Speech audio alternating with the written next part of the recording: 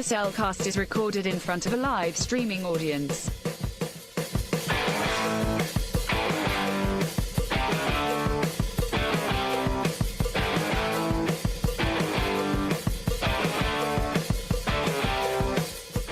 Hello and welcome to another episode of The Cellcast. Joining me today is a man who's going to get out of here as a lovely lady's purse. Welcome, Jacob. Oh, jeez. Like, I'm just getting this fur back on. Come on, man. Fur? I don't know. Felix, what have you done now? You didn't do anything. Are you sure? Claims she didn't do anything. What'd you get into that's got fur coming back? I have no idea. It just itches every once in a while and just all back all the time. You sure you didn't do anything, Biglet? I'm not necessarily blaming you, but I've,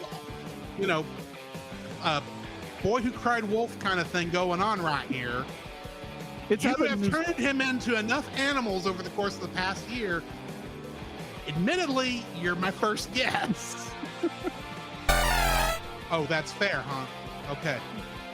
You wanted while we're reviewing the show, you want to give him a scan and find out what's going on with the fur thing he's got going on? All right. Anywho, Jacob. Why? Thank you. And let me use our co-host, a man who is hoping to get out of one of the villains' cages without the lizard messing everything up again. Welcome, Drew.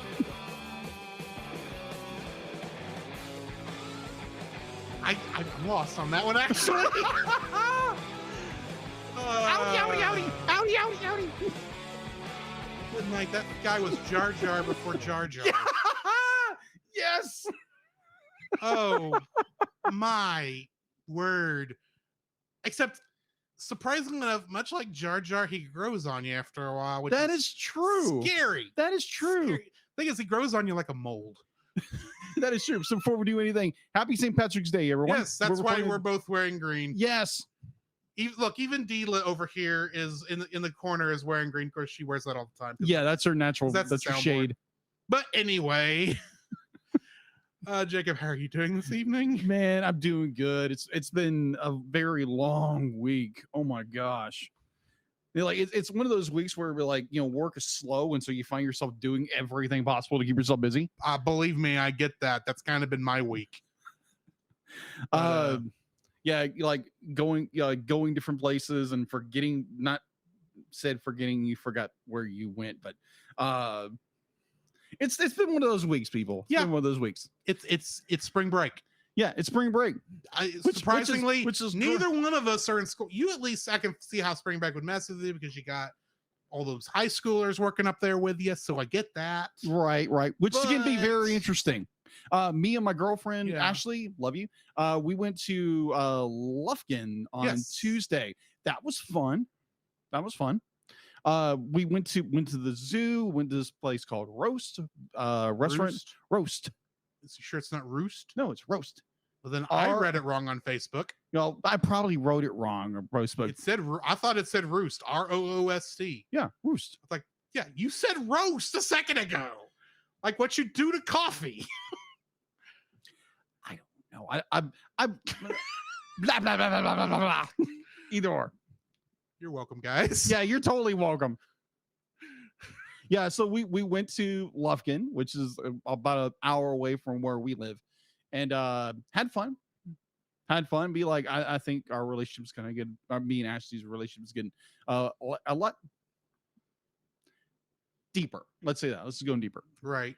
So yes, a lot of our stuff. I think we went to I feel so stupid when I can't remember something. Well, you didn't post it on Facebook, so I had it. No, I saw didn't. you went to a zoo and then you went to the Roost Roast. Yeah, Roost Roast. Past that, I couldn't tell you where you went that day. Oh my gosh. I had to work. Yes. I took that day. I took that day off because obviously Ashley's a teacher. Right. And we decided to be like, hey, let's just do something. And yeah, that's what we took. That's what we decided. And yeah, I think we're actually like as a group, as singles, we're gonna go to a Going to the museum tomorrow in Bullard. Yeah, Bazaar in Bullard, which is another like 15 minutes away from here. Technically, we went there 2 years ago, but the singles group's going again. I'm primarily going for the fellowship, Right? because I've been there before, Right. but still, at least we're not gonna be forced to go to Chipotle. Love you, Carrie. If you're listening to this, we love you. We're just glad to actually be able to choose where we eat lunch tomorrow. Because Chipotle wasn't bad. No, it wasn't. Not my first choice, and not a choice I want to make again soon. Right. But I've heard people say really, really good things about Chipotle. We both ate there. Yeah. During COVID. Right. Which meant we had to go in wearing masks and just barely take them off long enough to eat. Then we had to put them back on again. Mm-hmm. Anyway.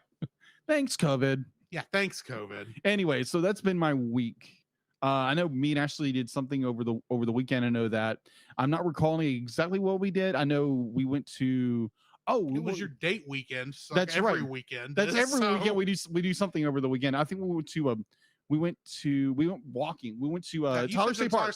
We went to Tyler State Park. Thank you. Went to Tyler State. Had a great time. Trails are great. Had a picnic. It was great. Canoeing. Not canoeing, but paddle boating. Should have been. Well, I don't think they have canoes there anymore. No, they do. Never mind then. You should have went canoeing. Yeah, that was interesting because there again, Ashley does Peloton, which is cycling, and I do walking, running. So y'all got good leg muscles. Yes, now granted, my legs were burning by the end of it. She was like, yeah, because it's a different set of muscles than walking. Exactly. Uses. But yeah. I knew I'd finally get there, but so yeah, that's what I've been doing currently and looking forward to the weekend. Definitely next weekend where me and Ashley we'll be going to a Stars game in Dallas. To watch the Zamboni. No, that's my joke. That is your joke. Well, how are you doing, Josh? I had a normal week, dude. I streamed a game Monday as I have been doing. True. I've been watching like different shows she'll talk about later. Mm-hmm. But pretty much I had a normal week. Okay, fair. So why don't we go ahead and jump into the spoiler-free section of our review of Rescuers Down Under. Eh? Certified fresh and spoiler-free. I can't tell you which viewing this is. Oh gosh. Because this was one of those movies that Grandpa recorded off of Disney Channel for me on a VHS that was bootlegged down to where I was because we didn't have Disney Channel at the time. And it was one of those. Okay. You remember recorded VHSs. Oh, absolutely. You remember that speed? I think it was like SLT. Yeah. Where you crammed 6 hours of video onto a VHS tape that is only really rated 2 hours. And in order for it to do that, it like cranks the quality of that video down to, well, we wouldn't stand for it today. That is true. Like cranks it all the way down to like 240 interlaced. Yeah. If that. Yeah. Dude, that's how I originally watched this film. That's how I originally watched Star Wars and recorded off television. Exactly. And the only reason my copy of Rescuers Down Under didn't have commercials is because Disney Channel didn't show commercials in the middle of the movies back then. They didn't. Yeah. Because it was the late 80s. Late 80s, early 90s. So, and they didn't start really doing that till 95, I think. I don't know. I didn't have Disney Channel until I was in the 2000s. Fair. But either way. So yeah, I can't tell you how many times I watched this. I can tell you that most of my viewings prior, like I said, was on the SLT setting on that VCR on a 19, maybe, no. The biggest Steve would have watched on was a 32-inch CRT. Wow. 4x3. Yeah. And I say all that to point out that even at all that handicap at the time, because that's just what life was at the time. I'm not complaining about it. It's just how things were. Right. I was blown away by the animation in this movie. This, I think, is the first movie I watched after we got a VCR that had the frame-by-frame option. That I turned that on and would watch whole sequences 1 frame at a time to see Oh, all really? the little individual Mm-hmm. drawings, especially on the crazier sequences like well, that opening sequence. Yeah. Oh my God. Or Yeah. or many of Wilbur's flights. Yes. And things like Oh that. my gosh. But this would have been the one that got me doing that, and probably Yeah. is what made me. Yeah. It took me from, oh, I'm a kid, I'm watching cartoons because they're colorful, to being, this is cool. Yeah. This is I fascinating. love this. This is fascinating, and probably put me into at least having a low key interest in animation. Yeah. For years, until you suggested the podcast. And Yeah. then, that's just when we dove head first into this 5 years and later. learned all about this stuff. Yes. So yeah, this is literally one of my favorite movies as a kid. There were other movies from this time I know I watched that I know I watched incessantly, because if you only have a certain number of movies recorded on those little blank VHSs, you just watch them till they rot, the tape rots. Yeah. Which I did because I was a kid, and there's just nothing on TV in the middle of the day for a 4-year-old to watch at that time. Right. This was before the age of Nick Juniors and Disney Juniors and all the other preschool channels. That would have been wouldn't have been CBS. Would have been CBS? I don't know. I'm listing cable channels. Oh, okay. Well, never mind. Like CBS was where you got like Barney and that kind of stuff. That was PBS. PBS. I know I watched Sesame Street and some episodes of Barney back in the day. I think I was really grown out of Barney by the time he came on the scene, but I know I saw some episodes. Yeah. Before I really graduated into Muppets. Oh, okay. Because I'd seen Muppet Babies, which we both know your opinion on that. Right. Real Muppets. Real Muppets. Yeah, real Muppets. Now, granted, you say Barney. Be like, I remember watching Barney as like a real small kid. I was like, this is stupid. I was probably like 4 or 5 years old. This is stupid.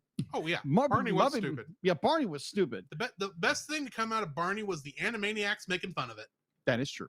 That is baloney. I remember that. Oh my gosh. But anyways, but yeah, just be like Muppet Babies. I remember watching as a kid. I think I've spoken here before about it. I didn't have to like it because I had a different opinion about children back then, because I was a kid and I didn't like little kids because I found them really annoying. Now as an adult, I have a completely different opinion about that.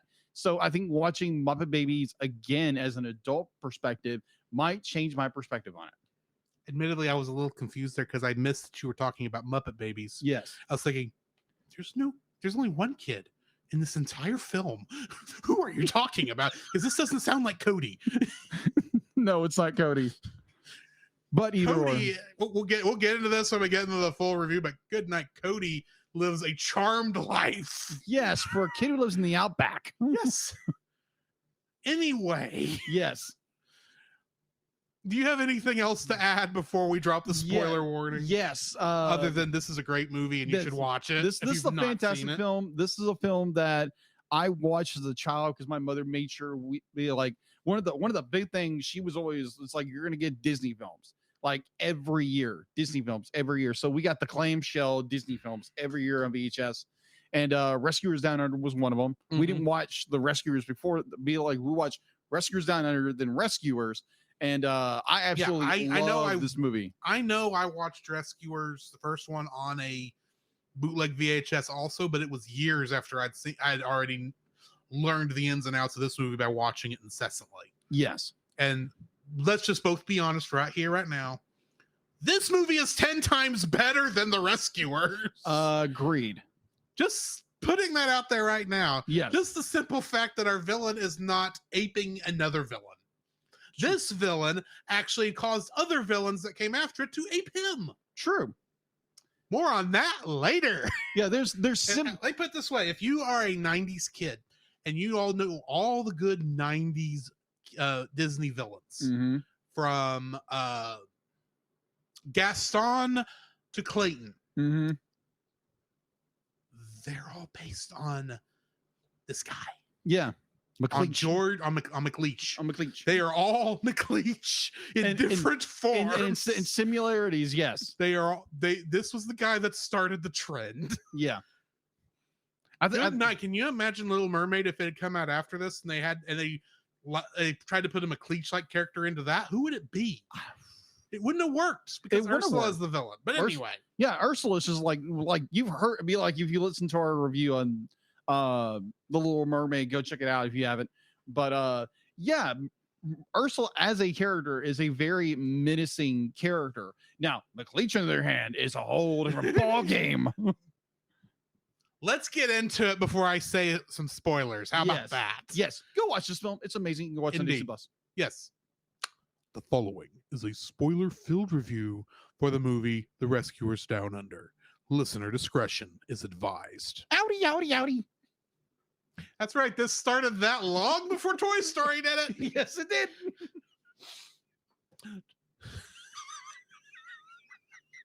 I broke him. The Rescuers Down Under was directed by Hendel Butoy and Mike Gabriel. Hendel Butoy also directed the Pines of Rome and Piano Concerto No. 2 segments of Fantasia 2000. And Mike Gabriel went on to direct Pocahontas. Nice. It was also written by Jim Cox, Carrie Kirkpatrick, Byron Simpson, and Joe Ranfi. And of course, based on characters created by Marjorie Sharp for her books, The Rescuers and Miss Bianca. Yes. Getting into the cast, we've got Bob Newhart as Bernard. And in the movie Elf, he played Papa Elf. Eva Gabor played Miss Bianca. And in Green Acres, she played Lisa Douglas. John Candy played Wilbur. And in the movie Spaceballs, he played Barf. You know, it doesn't take much to get him sometimes. No, it doesn't. All I had to do was say Barf. Just the character. Just the character of Barf. He's half man, half dog. I'm a Mog. I'm my own best friend. For those of you in the audio version, I am now presenting my friend Jacob as a example. You're not helping here. I had to do a dog thing somewhere because there's not a dog in this film. Who let the dogs out? This guy. This guy. Tristan Rogers plays Jake. And in the soap opera General Hospital, he played Robert Scorpio. Oh, okay. Adam Ryan was the voice of Cody. And in Child's Play 2, he played Rick Spires. George C. Scott was the voice of McLeach. And in Cartoon All-Stars to the Rescue, he played Smoke.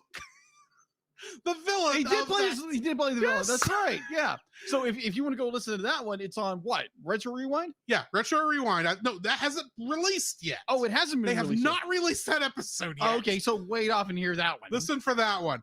But also he played Patton in Patton.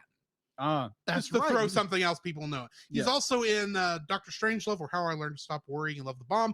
Can't remember his name though. But anyway, Wayne Robson played Frank. And he was Mike Hammer on the Red Green Show. No idea what that is. I need to introduce you to the Red Green Show. Okay. Douglas Seal played Krebs. And he was the Sultan in Aladdin. Ah, okay. And our good buddy Frank Welker plays Joanna. And he also plays another character. We'll get to that in a minute. Okay, then. I'm assuming I know what you're referring to. Yep. Either way, in the most recent internet travesty known as Velma, he played William Jones, aka Fred's dad. Blasphemy. But moving on from that, our Kingdom Hearts connections. Oh, good. Starting with Frank Welker. He was also in Kingdom Hearts. He played Experiment 221, aka Sparky, in Kingdom Hearts. Chris Sanders. Speaking of Stitch. In this, he was a storyboard artist. Really? Yeah. That makes sense. And of course, he plays Stitch in Kingdom Hearts. Yeah, I do remember reading that. Yes. Yes. Last but not least, Russie Taylor Russie Taylor. Okay. played the nurse mice in this film. Oh, that's, oh my gosh, yes. And she is Queen Minnie Mouse in Kingdom Hearts. Yes, the modern voice of Minnie Mouse played a bunch of Minnie Mice. Who wanted the torture Who Wilbur? wanted to torture Wilbur.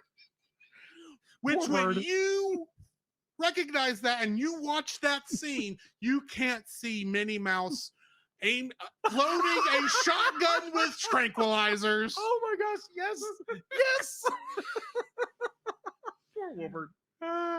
Yeah, so that's the end of the cast list in Kingdom All Hearts Connections.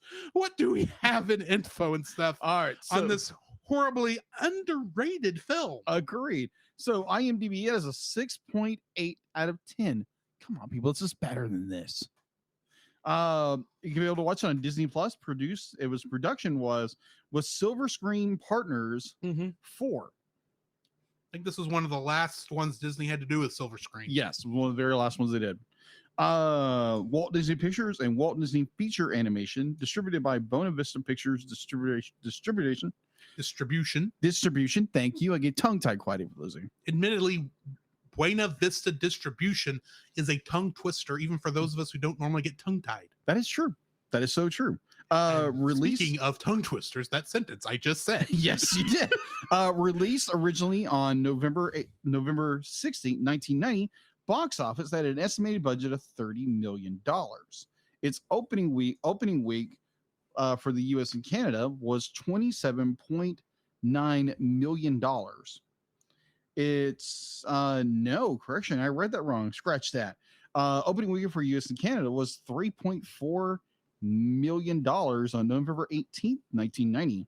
Its gross for United States and for the rest of the world apparently was $27.9 million. So it did not do well financially. That's a shame. Yes.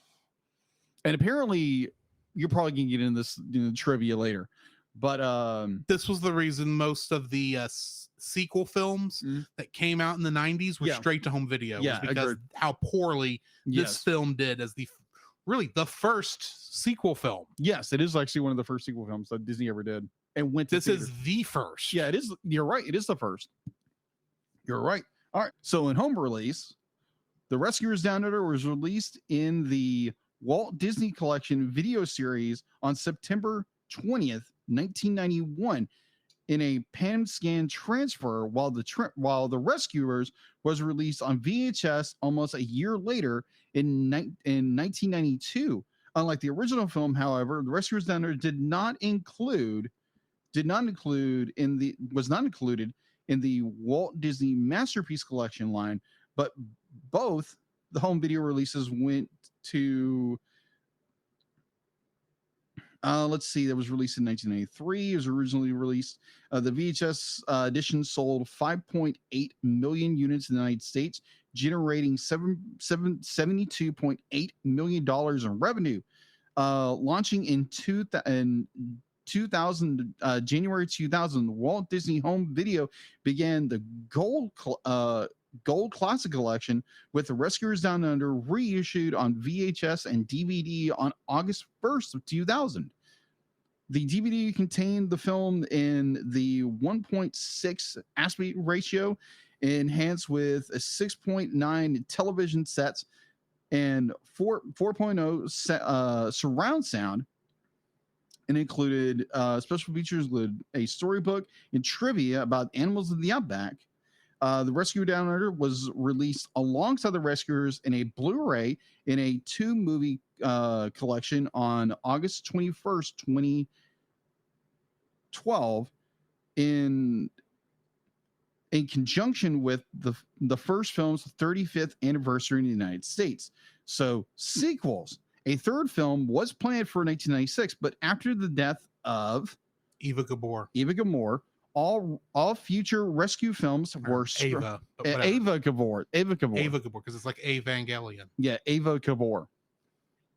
After her passing, future rescuers films were scrapped. Near the third film wanted to revive or replace the voice of Miss Bianca. Producers wanted to have all the original voice actors for the rescues from 1977 reprise their roles for the sequel. So obviously, we're never going to get if Disney doesn't do anything in the next couple of years, but like, yeah, we're never going to get a sequel. Admittedly, I don't think we're ever get a sequel, even with like most. The only two that are left are Bob Newhart and John Candy's passed. John Candy's passed several years ago. Bob Newhart's about the only quote unquote cast member from this that's left. Yeah, except for major cast member. Yeah, I think George C. Scott's still around, but either way, the character's dead, so he can't come back. Yeah, but yeah. It would be interesting. I would love to see this. I actually think they could do something really cool in Kingdom Hearts with these characters. I agree. I think Sora being the kid in that instance. I think if Disney did something, be like, Drew from the Vault, as it used to be called, and do something like a television series based off the Rescuers. Oh yeah, and just get a whole new cast at this point. Yeah, I think that I actually would not be surprised if not long after Bob Newhart does pass, which is going to be in the next 10 years, if we're being honest. Yeah. I would not be surprised if someone decides, hey, do you remember that Rescuer show? That's about long enough. We could probably reintroduce that as a whole new TV series on Disney Plus or something and do this cool thing. There's a lot of us of this age that we actually do like the Rescuers. Yes. It's just, it was not something that the parents apparently wanted to go see at the time because they remembered the original film, and which apparently did very well in theaters. Right, but it was because that was at the first one was like in the right before the Dark Ages really hit bad. Yeah, 77. Yeah, this is at the end. This is at the very, very beginning, like one movie removed. Yeah, from the start of the Disney Renaissance. Yeah, because technically the first one is Little Mermaid. Yes. This is technically the second film, but it's usually not included with that because people forget it. Yeah. Which, in all honesty, how can you forget this film? It's amazing. It's a beautiful film. Anyway, getting into the summary. In the Australian outback, a young boy named Cody rescues and befriends a rare golden eagle named Marahute, who shows him her nest and eggs and gives him one of her feathers. Later on, he falls into an animal trap set by Percival C. McLeach, a local poacher wanted by the Australian Rangers, who has killed Marahute's mate. Realizing Cody has Marahute's feather and must know her location, McLeach kidnaps the boy and throws his backpack to a float of crocodiles. The Rangers find it and believe that Cody has been eaten. The mouse who was the bait in the trap hurries to an outpost from which a telegram is sent to the Rescue Aid Society headquarters in the United Nations, New York City. Bernard and Miss Bianca, the RAS's elite field agents, are assigned to the mission, interrupting Bernard's attempts to propose marriage to Miss Bianca. They go find Orville the albatross, who aided them before, and meet his brother Wilbur, who flies them to Australia. There they meet Jake, a hopping mouse, who is the RAS's local regional operative. I don't think that's true, but we'll get back on that. I think he has some kind of connection with the RAS. As far as I can tell, he's he operates the airport that Wilbur has to fly into, and then agrees to help because he's trying to show off to Miss Bianca. Yeah, but then he has knowledge of the RAS. All the mice know who the RAS is in this world. Okay, then.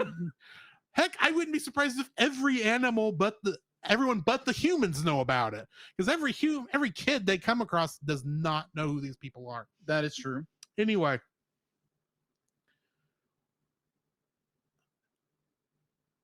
Jake becomes infatuated with Bianca and flirts with her, much to Bernard's dismay. He serves as their tour guide and protector in search of the boy. Wilbur accidentally bends his spinal column out of shape trying to help them, so Jake sends him to the hospital, an old ambulance. Wilbur refuses to undergo surgery, but his back is straightened as he fights to escape the medical mice. He flies off in search of his friends. At McLeach's hideout, Cody is imprisoned with a number of captured animals after refusing to divulge Marahute's whereabouts. Cody attempts to free himself and the animals, but is thwarted by Joanna, McLeach's pet Goanna.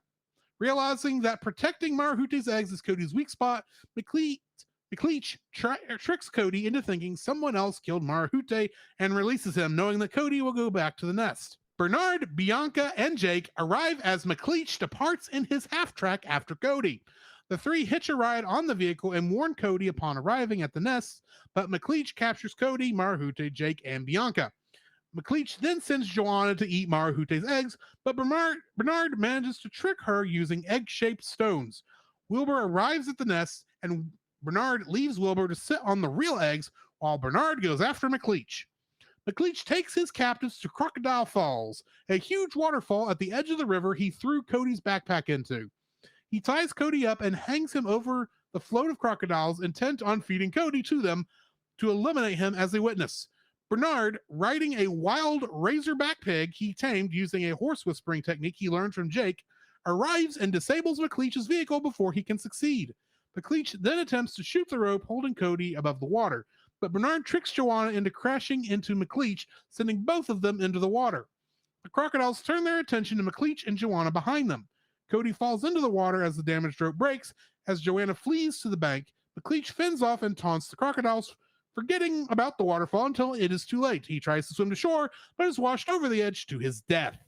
Bernard dives into the water and holds Cody long enough for Jake and Bianca to free Marahute, allowing the eagle to save Cody and Bernard just as they go over the waterfall. Bernard, desperate to prevent any further interruptions, proposes to Bianca. She immediately accepts, and while Jake salutes him with newfound respect. Safe at last, the group departs for Cody's home. Meanwhile, Wilbur is still sitting on Marahute's eggs. They hatch, and one of the eagles bites him, to his dismay. Hey. Getting into the trivia for this one.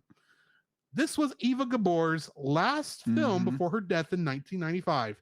A third Rescuers film was planned for 1996, but after her death, all future Rescuers movies were scrapped, neither the third film reviving nor replacing the voice of Miss Bianca. The producers wanted to have all the voice actors from The Rescuers 1977 reprise their roles for the sequel. However, in the original, Orville the Albatross was voiced by Jim Jordan, who died 2 years before the film was released. The producers didn't want to replace Jordan, so Orville was replaced with the character's brother Wilbur, voiced by John Candy. This is actually a reference to the Wright brothers, Orville and Wilbur, the inventors and pilots of the first functional airplane. This was the first 100% digital feature film ever made. Yes. The animation and backgrounds were done traditionally, but all of the coloring, mini effects, and the final film printing was all done digitally. This was the first film produced completely with Disney's Academy Award-winning CAPS production system developed for the film. I say completely because there are parts of Little Mermaid that used CAPS. It did. It cuts the production time for an animated movie down by at least 6 months, which is amazing in and of itself. And I think the actual first use of CAPS system was probably Baker Best. What is it? The Great Mouse Detective? Yes. That was I think that if you're talking about the CG parts there in the clock, maybe. But from what I understand on that, the clock gears and such were all done vector wise, and then was colored manually. That's right. It didn't actually use the CAPS system, or if it did, it was very, very minimally. Yeah, I think it was. But the first one where they actually did like entire full scenes or entire sequence within the CAPS system was Little Mermaid. Yeah, the stairwell scene. The stairwell scene. Yeah, the whole movie is done doing that, except for like the backgrounds. I think it said. Yeah, the backgrounds are done. You can tell the backgrounds are painted. Yeah, they're traditional.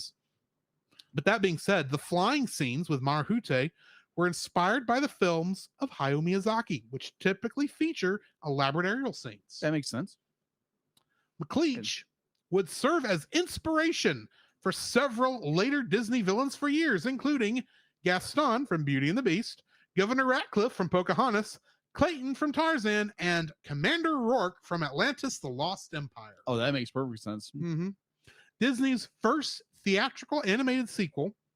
This would later carry on with Fantasia 2000 in 1999, Return to Neverland in 2002, The Jungle Book 2 in 2003, Ralph Breaks the Internet in 2018, and Frozen 2 in 2019, with the rest of the sequels would be straight to video. Tristan Rogers is the only actual Australian voice actor in the film as the voice of Jake, which, except for Cody, makes sense, Yeah. as almost everyone else is American. Yeah. But, except for McLeach, Jake, and Cody technically are all Australian, so it would have made sense if they were Australian if you're casting, but then we would not get George C. Scott as McLeach. That is true, but that man did an amazing job in this movie. Yeah, but also you got to think about Cody's mom. Yeah, Cody's mom. She's apparent that she's not Australian either. Apparently not. The actress didn't. She did a really good job. Oh yeah, my opinion. Adam Ryan, the boy who voiced Cody, also dubbed the same character in his native Norwegian. Oh yeah, that's right. He's Norwegian. Yeah, that's right. On its initial release, the film was preceded by the Mickey Mouse short subject, The Prince and the Pauper, 1990. Interestingly enough, this was only the second Mickey Mouse short made since the 1950s, with the first being Mickey's Christmas Carol in 1983, which was made to accompany the 1983 re-release of The Rescuers. The twisted version of Home on the Range, and You Get a Line and I'll Get a Pole, that McLeach sings, was not performed by George C. Scott. No, it wasn't. It was instead sung by the voice of Joanna, Frank Welker. Of course. And you know what? He did an amazing job, because you can't tell. No, you can't. In both places, like, you sound just like George C. Scott. And then, if George C. Scott can sing, I have no idea if he can. And then you get Frank Welker does it again, but in The Lion King. Yeah. No. If you're talking about the one that replaces Scar, yeah. No, that's Jim Cummings. Okay, never mind. It's Jim Cummings. Never mind. I always get those two amazing voice actors mixed up. Megatron and Darkwing Duck. You confuse? Sometimes. Sorry. Anyway, I'm not getting back into that. This film, along with Tarzan in 1999, are the only films released during the Disney Renaissance to not be musicals, and is the sixth Disney animated feature film not to be a musical, although it is worth mentioning that McLeach and Wilbur both sing incidental songs while none of the characters in Bambi 1942, 101 Dalmatians 1961, except for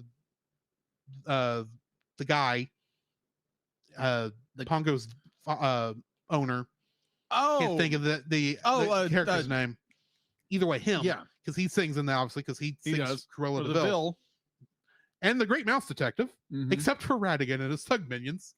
Yes. Oh my gosh, I was watching that earlier. Vincent Price singing is. I am looking forward to that rewind episode. That's all I'm saying. Yes.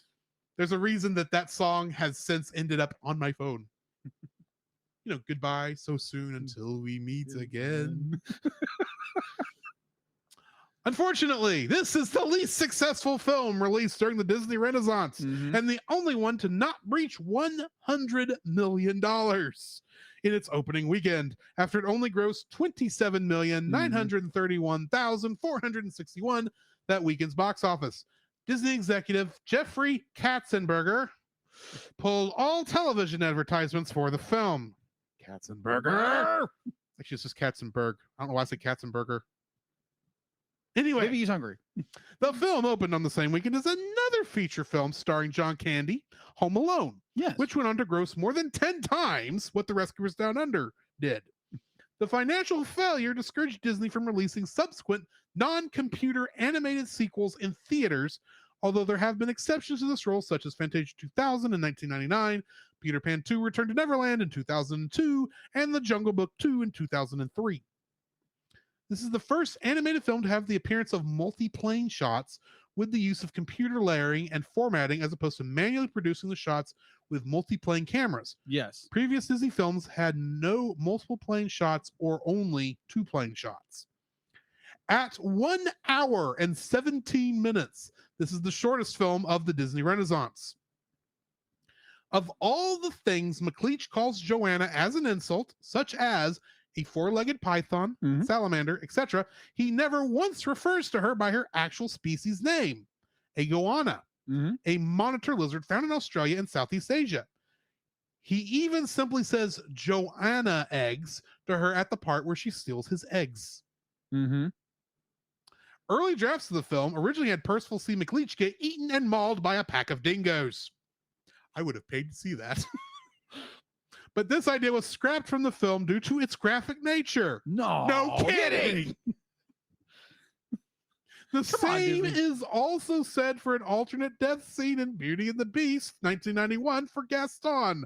Although this concept would end up being used later in The Lion King for Scar. Last but not least, Bernard and Miss Bianca do not appear in the film until about 18 minutes into the movie. Mm-hmm. Bear in mind, this film's only an hour and 18 minutes long. Yes. So they're only in the movie for an hour. Mm-hmm. And they don't interact with Cody, the boy they're trying to rescue, until about 56 minutes into the film. Yeah. It takes them a long time to get through the Outback. Well, it's a big area. Yeah. That being said, that's the end of my trivia. All right. So one that I learned recently, that it was a failed pitch for something we talked about in pre-show, was Chip and Dale Rescue Rangers. So apparently they were doing a pitch for what would later be a failed pitch for Chip and Dale Rescue Rangers, would have been that Our actual rescuers TV show? kind of, it would have spun off from it. Because apparently Bianca and Bernard would have been missing and the organization would have broken up. And so it was Chip and Dale. I think Bernard would have been in the original pilot where he would have helped them form the Rescue Rangers. Oh, that's So kind of an interesting idea, keeping everything interconnected. Exactly. But it was a failed pilot idea. But it's interesting to know that they would have used the rescuers in some capacity. I wonder if there might have been some copyright issues with that concept also, because I don't think the book that this is all based on, I think it was still would have been within copyright during this time. It would have. So they would definitely have had to pay royalties for both the Rescuers and the Rescuers Down Under, even though the movie Down Under is a more original production and only uses the characters. Yeah. So they as a theory, a Disney theory. Thanks for listening. We're going to continue into our first like, which I'm giving to Jacob. Go ahead. The animation of this film is good breathtaking. night, yes. Oh my gosh. Because as a kid watching the opening shot to this entire film, I'm like, kind of like Drew. It's just like, oh my gosh, I'm sitting here Indian style in front of my I think my parents' 20-inch television, 25-inch television. Right. And it's like, oh my gosh. And it's like, this is amazing. And then I guarantee it was probably one of my brothers or my parents like, Jacob, get your head at the television. Because I did that a lot. You not see this? It's like it's 3D. Bear in mind, this was 1990. This was about as close to 3D animation as we've gotten so far. Yeah. No, be like, it's not Jaws 3D. No, it's like the animation is not just two-dimensional pictures, except it is. Exactly. Because it's just, they did a lot better animating depth in this movie. Oh yeah. Than really most movies before it. Oh yeah. Yeah. And also you look at like Marahute, who was animated, or the key animator was Glenn Keane. Yeah. And was like, oh my gosh. That you can tell that's Glenn Keane. That's definitely Glenn on Keane. that. Yes. But there's so many shots here where it's like, oh, you can almost tell someone said, oh, this new system can do that? Yeah. We've got to show that off. Exactly. Like that first bit where you get this nice fade up, it's nice and calm. You see a grasshopper walking along a leaf, and the camera goes up, and we get this nice shot of this field of what, purple flowers, with two mountains in the background, and it's like, and you're just flying straight across this entire field. Oh yeah. And you're looking at it and going, they couldn't have done this in The Little Mermaid. No, they couldn't have. They couldn't have done this. No, man. like all of This is like Marahute's flying is amazing. This you got to understand, as much as we like the Little Mermaid, this is a huge step up in animation quality, because they had the tools now to do stuff like this. You get this nice, cool you can tell, especially as much animation as we've watched. Yeah. And the age of the technology, this is still very primitive 3D. Mhm.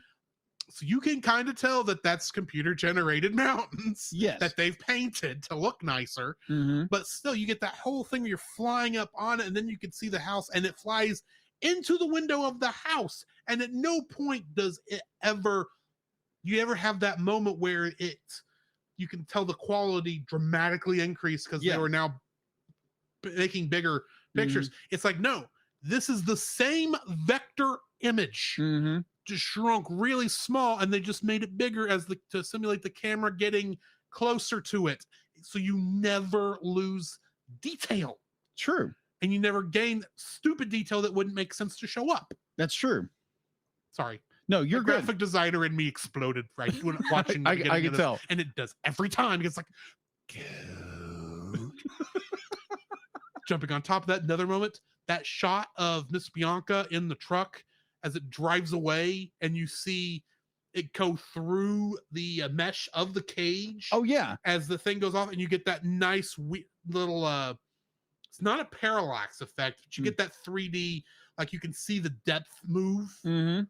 And you get, it's kind of a parallax effect. Yeah, kind of. But that shot is like, oh my word. And Miss Bianca, while she is animated by the computer, she's still a two-dimensional character in that shot. Mhm. So they did not try to 3D her at all. No. So it just looks like so good. Mhm. Oh man, there's so much, and the flying scenes. Good night. The flying scenes, yes. And to understand, be like, it's inspired by Miyazaki. That my explains goodness, a lot. Oh my word. If there's someone who knows how to animate flying, it's Miyazaki. Yes. And if someone studied Miyazaki enough to be able to produce this, good job. And also to think, be like, this is kind of it's homaging the original homage, because Miyazaki started doing it because he was so inspired by what Disney was doing. And then you go full circle with the Rescuers Down Under, where they're being inspired by Miyazaki. Exactly. But all anime technically comes from Snow White. That is true. That is so true. It just does. It does. But anyway. Agreed. So like the animation in this film is in this, it's hard to describe sometimes. Be like, there again, opening shots, Merahute's flights, a lot of the many beautiful shots. Agreed. And perspective shots. Yeah. The scenes where the mice are operating the gosh, the computers at Pearl Harbor. Yes. To send the thing onto the national aids. Those scenes were amazing. They literally, you could tell they drew it from one angle so that it would look correct. Yes. And then they moved the camera down so that it was be from the perspective of the mice doing it. And it's like, this is beautiful. Yeah, just to wrap it up. Be like, the animation in this movie is gold. You say that, but this is my first like too. No kidding. So this is like the main thing that stands out in this film. Yes. Is how this is the tech demo. Yeah. This is the tech demo of what the cap system could do. There was design decisions chosen in this film for no other reason than let's show off what the cap system can do. But they made it work for the film. Yes, I agree. Yeah. Anyway. Yeah. Animation. And this is just beautiful. Agreed. Breathtaking. Use any other adjective you want to. It's fan-freaking-tastic. I want to see this film in a theater. Disney, make it happen. Come on. This is the same reason I go anytime I find out that there's a Miyazaki film I've not seen or not seen in a while that they're going to put in theaters for part of Studio Ghibli Fest. I'm like, how long has it been since I've seen Kiki's Delivery Service? How long has it been since I've seen Porco Rosso? How long has it been since I've seen Princess Mononoke?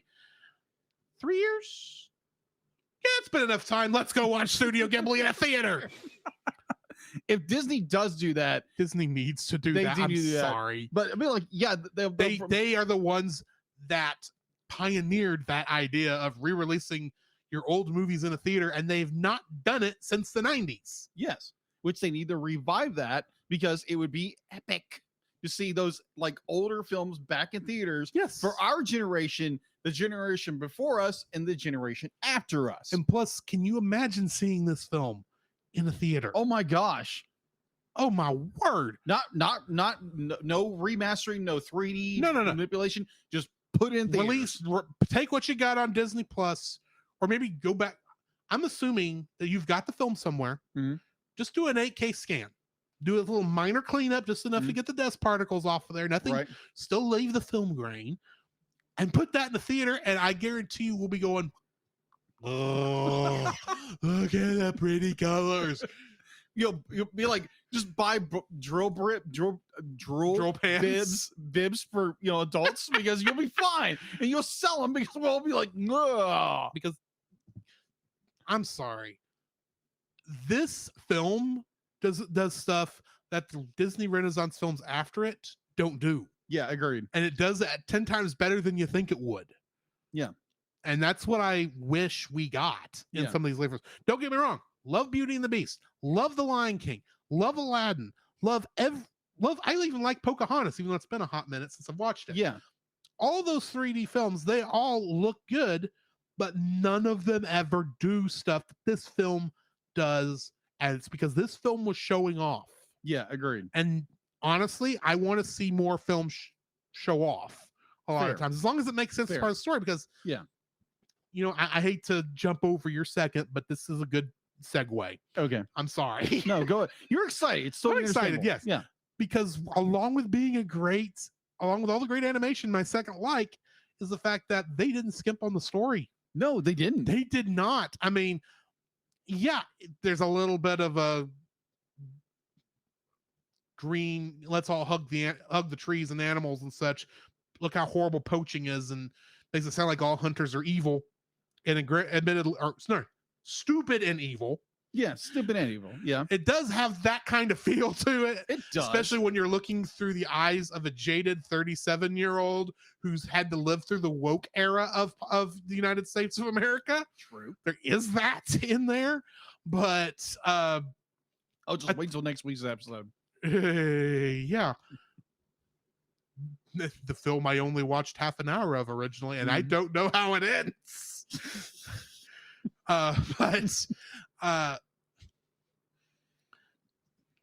They don't skimp on the story. You've got a great story between Bianca, Bernard, and Jake in that little minor love triangle. Yeah. You've got a great story with Wilbur trying to catch up. You've got Cody dealing with McLeach. Mm-hmm. And then you've got McLeach. Yes. Who has essentially his own little story going on. Oh, yeah. And they're all interwoven in such a way that there's not a bad moment of acting in this film. A lot of times, you watch even some of the best films out there, there's always some character in the background who's got like maybe a barely heard voice role, and he's just not acting. He's just getting sound out there, so it sounds like it. I don't think there's any of that here. It's all every character is like on par. There's like a couple of characters who don't have voice roles that just playing regular animals. Yeah. That they're kind of like that's a thing. We're just showing off Australian animals, but that's like so stinking minor. True. That I don't care. And just the whole package is beautiful. I didn't mention Marahute too much in the animation, but you got that too, because the animation for her character in dealing with her story is like, you understand exactly what she's communicating, even though she doesn't speak, except for cause every once in a while, which I do think I've heard that particular sound effect somewhere else. I just can't place where it came from. Got it. But the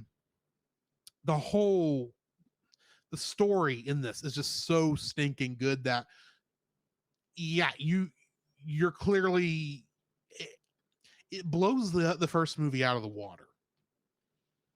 And not just because our villain is not a knockoff of Cruella de Vil this time around. Right. Not because that's just a great character in McLeach. But it's like the first movie is like it's almost dull in a way This film, it's like every time we turn around, something cool is happening on Yeah. screen. And if it's not a cool story moment, it's a cool character moment. Agreed. So yeah, that's my second like. What's yours? My second like would be you mentioned him before, but McLeach. That's my third. Yeah, McLeach as a character, voiced by the amazing George and C. Scott. George C. Scott, who sadly passed away in 1999. Every scene he's in, he is chewing the scene so vividly and verbally. He is not chewing the scene. He's biting whole chunks out of it. He's got the best lines in the whole film. I didn't graduate the third grade for nothing. These are not Joanna eggs. Every single time. Be like, he's probably one of the best villains from the early Renaissance era. There's a reason that Gaston, another great villain, Yes. Clayton, another great villain, Yes. is all those other characters are inspired by this character, because Exactly. this character you'd love to hate. Yeah, exactly.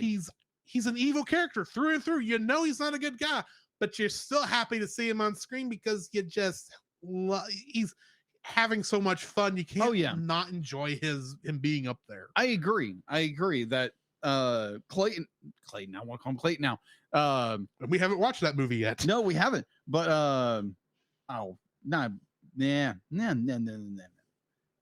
one second. Yeah, McLeach is just be like, he is a villain through and through. Be like, yes, there's more of this environmental, let's not poach things, which we shouldn't poach animals, right? But it's just more this, be like this character who is so relentless on what he wants, and he's driven, he's ambitious, and he is willing to do anything possible to do it, including kill a kid, for getting in his way. It's like, that's the epitome of an evil character. Be like, yeah, Disney has done amazing villain characters, but very rarely, be like, unless like the original character from the original Rescuers, be like, she was villainous, right, but she was a ripoff of, she was Cruella de Vil light. Yeah, agreed, she is. But like, be like, McLeach is one of those characters who be like, is willing to do anything in order to grasp what his greedy little paws wants, including murdering a child in order to get it. So that makes him one of the worst villains in Disney history. Now, Scar kind of did that. He didn't get away with it because Scar was more political. Yeah, he's very political. He wasn't really evil for evil's sake. I've always thought that Scar really did think he knew what the right thing to do was. Right. He just didn't know how to manage it. He didn't know how to manage it. His ego got in the way, and that's what caused all his downfall. Because he was so angry at his brother getting being lauded over him. McLeach, on the other hand, he is just evil because he wants to kill all the animals and sell them for parts. And get rich. Exactly. That's his whole motivation is wealth. Which it does not matter if you are a tree hugger or if you are a hunter. A legitimate hunter. You hate the poachers. It's what brings us all together is the hatred of the poachers. Exactly. Yeah, it's just his character is so well done as a villain that it's like, there again, it's been inspired by different, has inspired different other Disney villains and probably many others. Yes. But oh my gosh, like you said, like every scene he is in, he is literally biting into it and not letting go like a pit bull. Now, admittedly, stealing every fucking time he's in frame. One of my favorite moments, admittedly, which I did not know until we were doing research for this, is the part that was actually done by Frank Welker. Allow me to do my best for what's the word I'm looking for? Impersonation of McLeach singing Home on the Range. Oh my God. Home on the range, where the critters are tied up in chains. I cut through their sides and I rip off their hides, and the next day I do it again. The thing is, that is horrible. Yeah, that is the most horrible thing.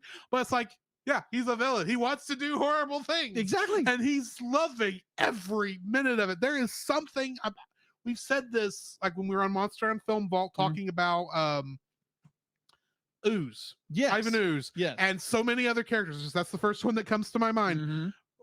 A villain who loves what he's doing. Oh yeah. I don't want them Thrives all on the it. time. Granted. Yeah. Because I do like three-dimensional well thought out villains. Mm. But a villain who's just evil for evil's sake Oh yeah. and doesn't care that he's evil and just revels in his evilness Uh-huh. is a joy to behold sometimes Agreed. when you're watching a film, because it's like, yeah, we hate you and you don't care and you're going to have as much fun with it as you want. Precisely. And that is subsequently great for us too. Mm-hmm. Because yeah, it's like, we hate you. We really hate you. And yet we love to hate you. Scar is like this too, even though Yes. he's a little deeper. And I still say Scar has the best villain song. Yeah, I agreed. Yes. But at the same time, he's got that, he is essentially McLeach, but with a deeper background. Yeah, agreed. But he is essentially that character. So many other Disney villains from the Renaissance, they're essentially this character, but with a little more depth, and they're looking a different way. They're evil for evil's sake. Yeah. But there's a reason they're being evil for evil's sake. Yeah. McLeach does not have a reason for being evil for evil's sake, except that he's greedy. Yeah, exactly. And boy, do you want to talk about his actions making this film dark? Oh yeah. The scene with the animals in the cages and the koala, it was a koala, right?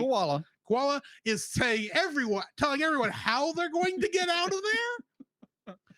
The kangaroo's going to be a wallet. I don't remember what the second one was, but then that little lizard. Oh my gosh. You're going to be a lovely lady's purse. No. Okay, I didn't get how dark that was as a child. No. Because I didn't know what they were talking about. But now I'm looking at it going, wow, that is dark. Very. That is pitch black. Because you're saying these people are going to be murdered, and the only good that's going to come out of it is someone in Paris is going to have a lovely purse. Yes. So McLeach is a villain. McLeach is the villain of the year. Yes. Oh my gosh. It's not the decade. Yeah, they're gonna be like you said before, where like he's not this like in-depth kind of like Scar. He's got this deep emotional there's not this big knot of story that you get to do, because it doesn't matter why he's evil. No, he's just a villain to be villain's sake. And good night, I want one of those again. Agreed. Because don't get me wrong, I love the villains that are the heroes of their own story. Yeah. And have had to go through a hero's like journey, but for evil's sake. Yeah, they went to the dark side. Right. Like what's her name in Raya and the Last Dragon? I know exactly. Her dragon nerd friend. Yeah. Or eventually Fred. You know what I mean? Yeah. That was good, no, don't get me wrong. Mm-hmm. And then you've got like Encanto, where the people claim the grandma's the villain. Yeah. I don't know if I agree with that. I would partially agree there's with not this. really a villain in that. No. What was the last big Disney film we watched? Because it wasn't Strange World, because neither one of us have watched that yet. No. It wasn't Encanto. There was something else in between there. Turning Red was a Pixar. Turning Red is Pixar. Honestly, either way. Encanto may have been the last. I think it is Encanto. I think it is Encanto. But yeah, there's so many in the last couple of years. Oh, Frozen 2. There we go. There's not a villain in that. No, there's no villain. It's what we talked about a couple weeks ago. There's no villain in that, because that's the story doesn't lend itself to that. And don't get me wrong, I like that every once in a while, but it has been since probably I'm not sure what comes later, but Lilo and Stitch, maybe it's probably the last thing with a quote unquote villain. Yeah, but the villain is more just, it's a villain who's doing their job. And it's not really this, but like villain. He's the last one I would actually consider to be a major villain. Now, granted, there's some of those like in the earliest parts of that. It's like, okay, yeah. Oh, you got King Candy. he's actually a villain for villain's sake. Yeah, that is but true. he's got reasons. Yeah, for he's being got a villain for to it. villain, Yeah. or evil for evil's sake. Yeah. I think technically Ralph is the villain in Ralph Breaks the Internet, but True. we won't go into that. Yeah. Go listen to Go that. listen to that episode. Yeah. Going turbo. Mother Gothel. Thank you. Mother Yes. Gothel is the last evil for evil's sake villain we had. And I have to say that with the idea that you have not seen Tangled, the animated series. Yeah. But that movie by itself, she is evil for evil's sake. I would agree with you. She's got story. Don't get me wrong, because she wants to, but her entire thing is she wants to stay young. Yeah. And needs the flower's power to do that. Yes. So that whole time of that movie and everything going along with that, she is doing everything she can. Yes. Gaslighting her, the person who sees her as her mother. Yes. And that's how evil she is, and she does not care that she's evil. Now, granted, you watch the rest of the series and you're going, you're not just evil and despicable, but you actually had a decent reason for being evil and despicable. It's not entirely your fault, but yet it is. Yeah. Xantiri is the one who did all that nonsense and kind of turned you to the dark side. Kind of. Yeah. Didn't fully make you a Darth Vader-esque killer villain, but yeah, she go full Anakin. But then again, go look at the first couple episodes of season 3. Yeah, jeez. Yeah. Oh yeah. Yeah, that's how bad she's she is. A villain. She's a villain, but at that point, she's not just villain evil for evil's sake. Yeah. She's got this whole backstory. Yeah, which is very fine. Good. I very love good. that for that TV show, Yeah. and I like how that recontextualizes her for the movie. Yeah. But if you're just talking about the movie itself, she's the last evil for evil's sake villain. That is true. We haven't had one since then, and I want another. Yeah, agreed. Give me another evil for evil's sake villain that is not pushing your political agenda. There we go. Disney. There we go. And that's about as political as I'm going to get. So yeah, McLeach. Amazing His villain. second, my third. Okay. What's your third? My third story is freaking amazing in this movie. Or be story, amazing. And then you get, oh my gosh. Oh, why am I drawing on a blank? Oh, which character? Scribe. The albatross. Wilbur. Wilburn. Oh my gosh, poor Wilburn. Like poor Wilburn. He comes in and crash landing. He's the Jar Jar Binks of this movie, but he's so funny. Oh yeah, he is the crux of the comedy. And then he gets tortured by these little mice who are voiced by Minnie Mouse. Yes. A horde of Minnie Mice. And stereotypical stereotypical German Dr. Mouse. Yes. Oh my gosh. Like, yeah, I obviously worked for the Nazis during the Great War. Oh my gosh. It's like, yes, but we can't say that. No, we can't. Oh my gosh, but yes, he's that kind of German scientist. Yes. Like he's got a good heart for a he's actually a good character, but he's got that. He's like, this isn't gonna hurt a bit. Boosh! And then he pulls out the big sugar. My favorite part. Bring out the skin, some big scientific name. Yeah. And they pull out a chainsaw. And I'm going, what are you going to do with that? I'm like, Wilbur, get me the heck out of here. Yeah, I'm with Wilbur. It's like, I don't want to know what you're doing with that. I'm getting out of here. But that entire ordeal is absolutely hysterical. You have story, which is amazing. And my real point is Wilburn's torture at the hospital. Yes, it's absolutely hysterical the entire time. I'm laughing. I remember as a kid, I'm like, oh my gosh, this is terrifying. Yes. As an adult, yes, terrifying, but hilariously funny the entire time. It's more like, how much can we torture this poor bird? And also, John Candy does an amazing job as Wilbur. Yes, the entire time, be like, mother. This is gonna hurt. Hey, don't point that right there. Come on, man. Come on. I'm skewered. Oh my gosh. But yes, every time the scene at the hospital where Wilbur's be like, oh, we're gonna try to fix your back. And it's just like one torture moment after a moment. It's like every fear you have of the hospital happens here. Yes. Like, what crackpot are we gonna have to deal with? And it's not just one crackpot, it's a crackpot leading a team of crackpots. Yes, Voiced by Minnie Mouse. I'm sorry. You watch that scene now with the knowledge that every single one of those nurse mice are being voiced by Minnie Mouse, and don't tell me it doesn't recontextualize everything. But oh my gosh, the scene of almost pure irony is where Wilbert is able to get loose because out of sheer fear of his life, gets out, trips over the doctor mice, Yes. and it's like he gets up, hey, my back's good. And the mouse is like, oh, my back. It's like, I've seen this joke thousands of times. And I don't care. It's so well done. Still hilarious. Executed so well done. That is slapstick at its finest. Yes, agreed.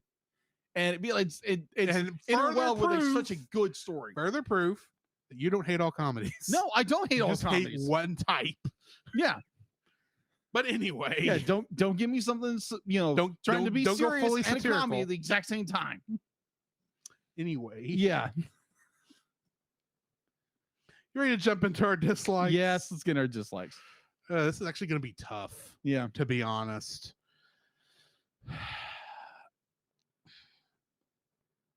My dislike, I think, really above anything else is the fact that this movie is so short.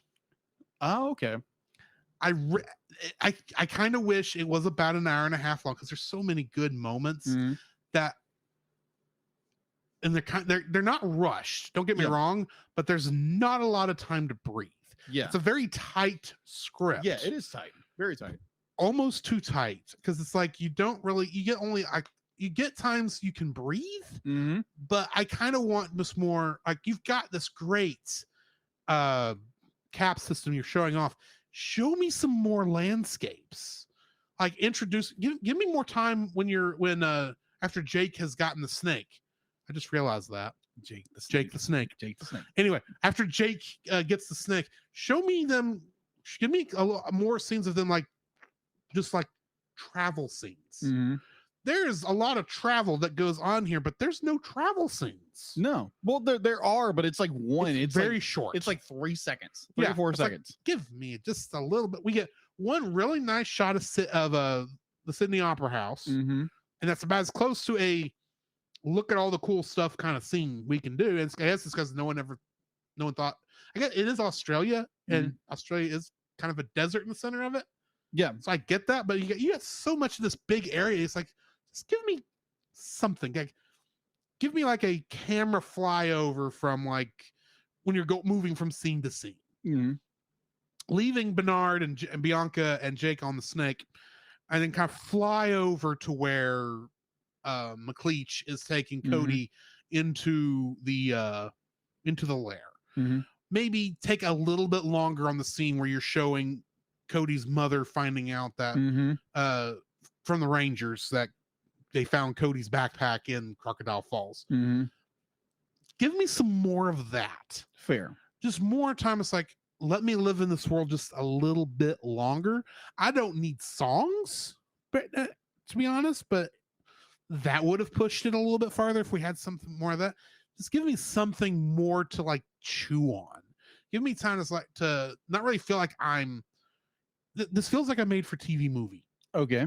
Like we've But only got incredibly well. done incredibly well. Yeah, you got like 10 minutes between commercial breaks, and we've only got 10 minutes to do everything. Let's go. We got to do it. We only have an hour and a half to do all this kind of a thing. Mm-hmm. An hour and 15 minutes because you got to leave room for the commercials. So let's just go, and we'll let the audience breathe at the commercials. That's how it feels throughout a lot of this, because it's a lot of go. I like some of that go, but I want more of a let's just get a nice calm scene of, I don't know, maybe we got one scene where Bernard was kind of feeling down that he had missed his opportunity to propose to Bianca, ironically on the snake, and he had to pour the water out of it because he got close, and then he doesn't try that again until the end of the film. Yeah. I know you got that 3 tries and then it starts getting annoying sort of thing. Uh-huh. because he'd already had the thing at the a restaurant at the beginning of the movie where he came in, where he had a hard. Well, he did a nice Indiana Jones reference in there, but Temple of Doom.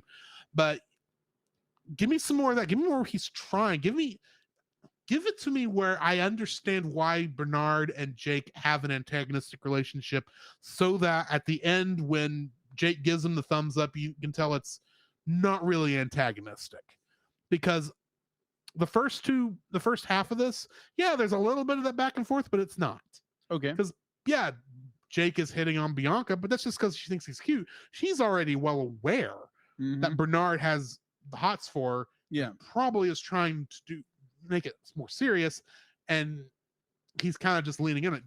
Have him antagonize Bernard more to get Bernard to have more of the courage he needs to finally propose at the end.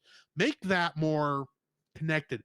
That's kind of what I want. I just want more of the film when you get right down to it. Okay. I want more of the film, and it's because it's an hour and 17 minutes. Yeah. I want an hour and a half. Granted, I like 2 hours in some of these movies, because that's what helped Pinocchio last week, is that it was 2 hours, and it's like you had time to do stuff. Even though I had issues with the dogfish in the last one. But anyway, just give me more of this movie, because I enjoyed it so much. I wanted to keep going. Anyway, my first is like, Cody isn't really much of an Australian, is he? Because Cody, bless his heart, which if you're not from East Texas, you may not know that means you idiot. No, not from the South, I mean. Right. But Cody, bless his heart, is like Snow White. He can talk to all the animals, and they all want to help him. Right. He can do no stinking wrong.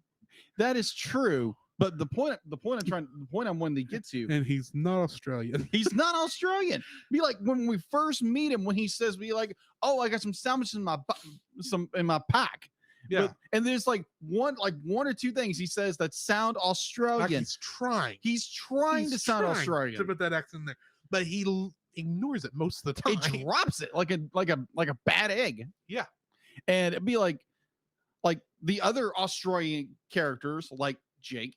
He's obvious. Jake it's obvious. At least is obvious, because obvious. His mother is his regular voice. Yeah, but Jake is more, because if memory serves, because initially they wanted to make Cody Aboriginal, make him Aboriginal, but that would have been interesting. Yeah, but Katzenberg decided not to go with that because they didn't want Katzenberg, or as they said in the article, that they didn't want to play into a stereotype.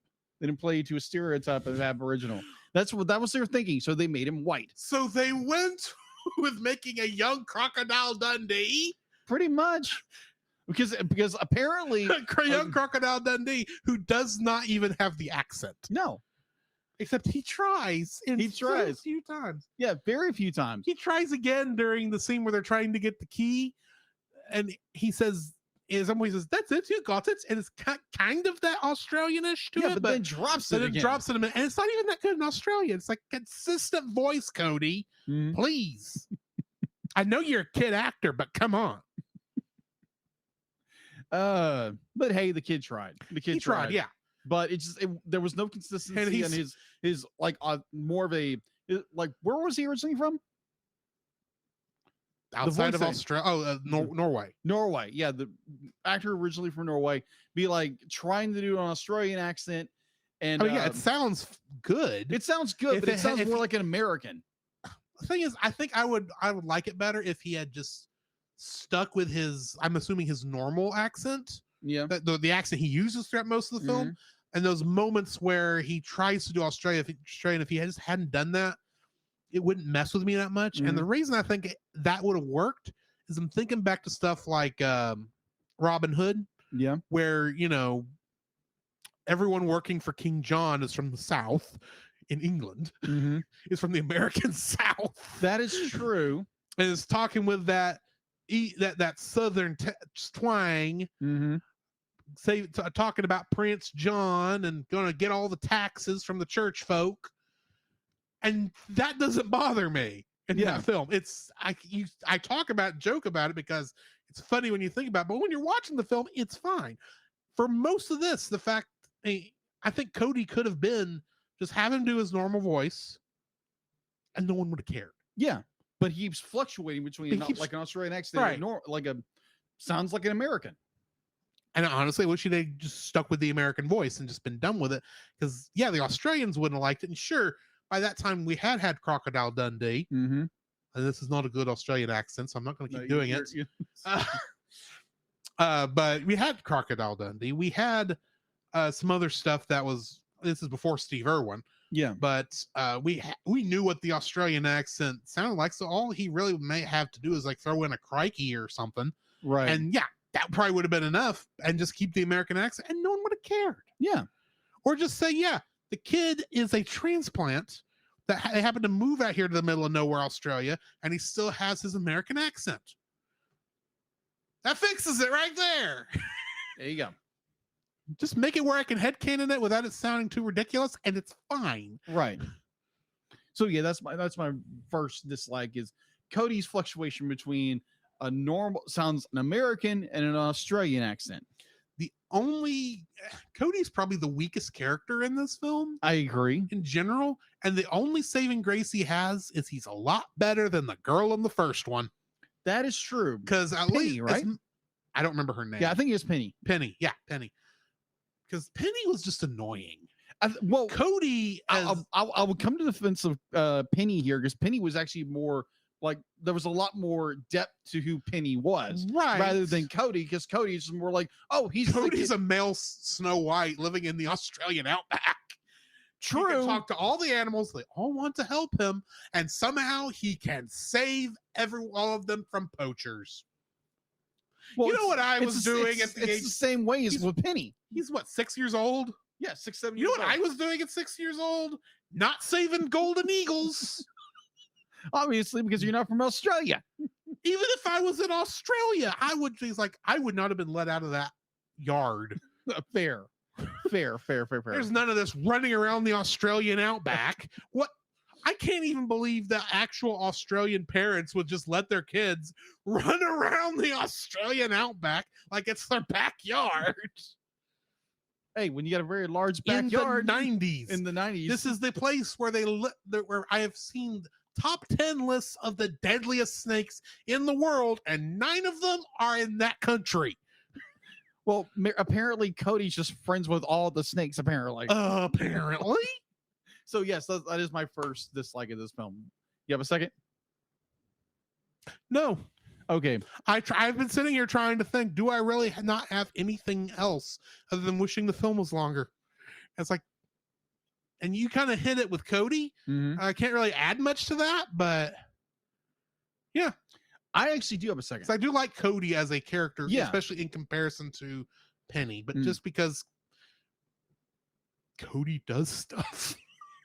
Penny is a damsel in distress for most of that film. Agreed. And she doesn't get anything done until Miss Bianca and Bernard get there. Yes, agreed. This boy didn't really need the mice to be there for a good portion of this film. That is true. He kind of handled his own. The only real things that Bernard and Miss Bianca actually did to help this kid was warn him that McLeach was tricking him, and then helped the eagle get out of the cage. Yeah, that's about all they really did. True, and I don't even care about that because the movie's just fun anyway. Yeah, agreed. Still, so my second dislike is kind of it's more of an oxymoron of a scene. But like, it's a great scene. Do not get me wrong. So it's a scene where McLeach is taking Cody back to his hideout in the middle of the Australian outback, or in that mining area. Yes. So Cody's screaming as far as the eye can see. Yeah. Abandoned open mines as far as the eye can see. Yes. So Cody's screaming his head off. You can't do this. Let me out. And McLeach says something that it struck me as a chord. Struck me as a chord in this, where he says, you got to be quiet, otherwise the Rangers are going to hear me. You're saying this in on an open microphone in the middle of the desert. If I may defend, you're going to defend the villain. I can defend defend why he said that and why that makes sense. Okay. He was being sarcastic. They're in the middle of nowhere. He's saying it over the thing. He's saying, boy, you better shut up because the Rangers might hear you. Yeah, the Rangers might hear you. The Rangers can't see, aren't anywhere around here. He knows it because he's been out here forever. Oh, okay. He knows the Rangers ain't going to hear him. And that boy yell is not going to do him any good, especially since now he's telling him that over a loudspeaker. Yeah. I see your point. That's the defense I have is McLeach. He's not scared of the Rangers. He's fully aware they're not in the area. They're not in the area. Okay, that makes sense. Now, that being said, I know they're talking about the Forest Rangers, but because of my most recent viewing habits, I'm just imagining Australian Power Rangers trying to find this kid. No. Like, I'm expecting to look up in the distance and there's some kind of Australian Megazord running across the desert. Oh my gosh. Actually, Car Ranger, considering I've been watching Car Ranger, which is Turbo, just give me those 5 cars as big as houses. Oh my That's that visual. They kept saying the Rangers, and I'm going, it's morphing time? The Power Rangers? Shifting the turbo?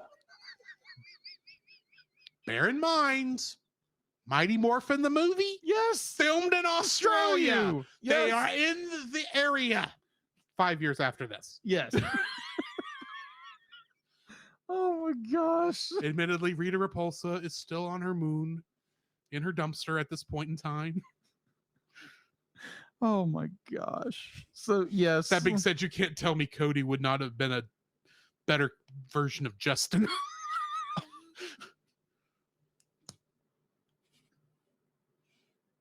I've got a better appreciation for Justin as a character, having rewatched all that in a more modern sensibility. But right. Good night, justice for Fred. He should have been the next Blue Ranger, not Justin. And Cody, I could see doing this role too. Cody could be Tommy at a young age. Fair. But anyway. Yeah, either or. So be like, I think it was, I just saw it as kind of funny because there again, the Rangers already looking for Cody. So why would McLeach be on a loudspeaker knowing that Rangers are out there? Maybe not in that area, but you're in open range. You can be heard for miles. Maybe not miles enough. Maybe. There again, just an idea. That's my second. He knows he's in an abandoned opal mine area, and maybe the Rangers just don't go that way often. That's possible. That's most likely why he's hiding us there. But there is one issue with that. Okay. How many half tracks are in the Outback? It would be just driving around a random forest. Probably not. Probably just his. Yeah. In all honesty. And if that guy drove all the way to that makes sense. Crocodile Falls to throw the backpack in and then drove away to go back to his place, what's stopping the Rangers from following the half track? That is true. Because that is a heavy truck. It's a very heavy truck, and it's going through mostly wetlands until he hits the desert. Easily trackable. And then it's easily trackable because you got the sand. As long as they're pretty close, it's not going to get covered up that fast. And plus, it's not even like dune sand desert. It's Australia. It's all barren rock. So I mean, it may be a little harder there, but still.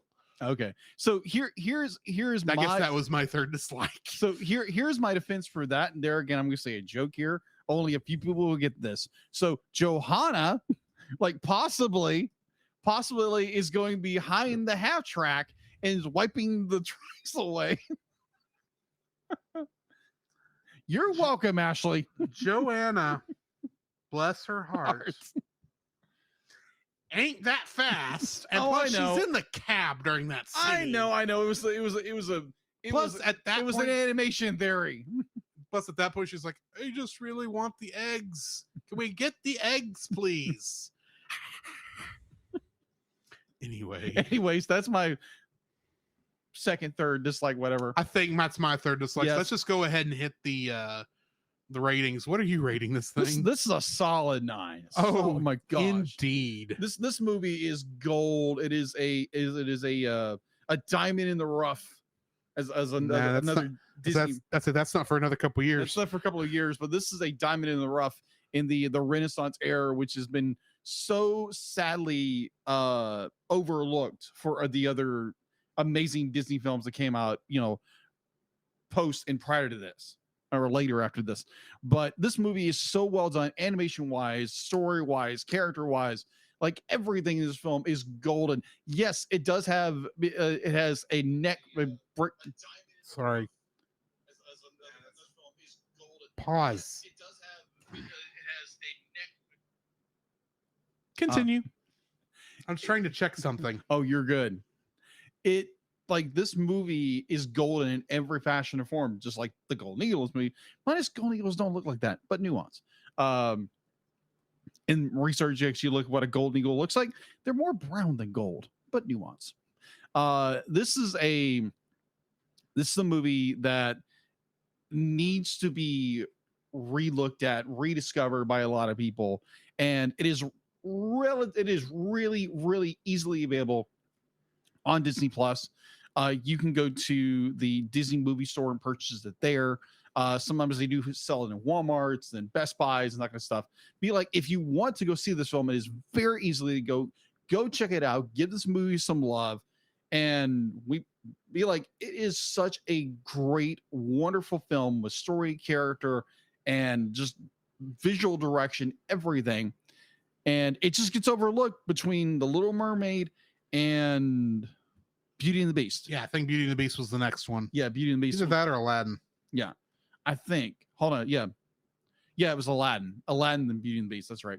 But yeah, people go give this movie some love. It is such a fantastic, underrated Disney film. It's not even funny. So go watch this film. Go sit your kids in front of it. I don't care if they have not seen The Rescuers. The Rescuers you don't need to it. See The Rescuers. No, because it sets up perfectly who these characters are. Yeah, within we didn't see The Rescuers before watching this as kids, and we didn't need it. Yeah, it is a hidden gem in the Disney Renaissance that needs to be revisited by fans. Agreed. So yeah, it's a solid 9 for me. I'm gonna give this a 9.5 because there's a lot about this movie that I love. Mm-hmm. And I had a hard time coming up with things I didn't like.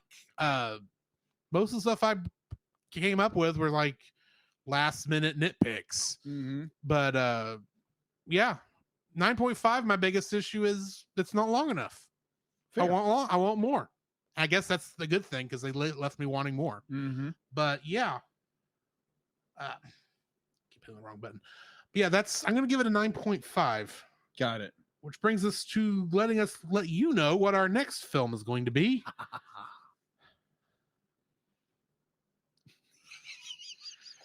I have stated on this podcast that there was one animated movie from my childhood that scared me half to death and I only got about half an hour through it. And I think the only reason I wanted to watch it was because Robin Williams was playing a bat. If we're being honest. Yes.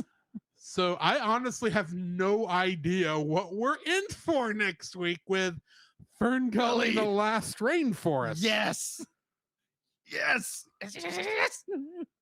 Why are you this excited? I loved this movie as a kid. I loved it. It scared me half to death as a kid. I remember watching it. It's like, oh my gosh, this is dark. This is cool. It hit me at the wrong time. Fair. I guarantee you. Because I only tried to watch it once. I got half an hour into it.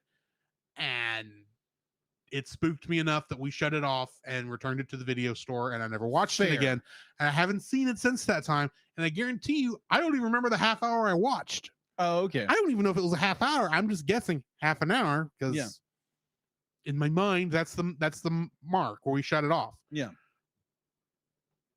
It could be good. Mm-hmm. It could be garbage. I know it's going to be environmental as heck. Oh, yeah. Because that's the entire point of it. But yeah, Fern Gully, the Last Rainforest. Mm-hmm. So It's not Princess Mononoke. nope, and it ain't Nausicaa of the Valley of the Winds.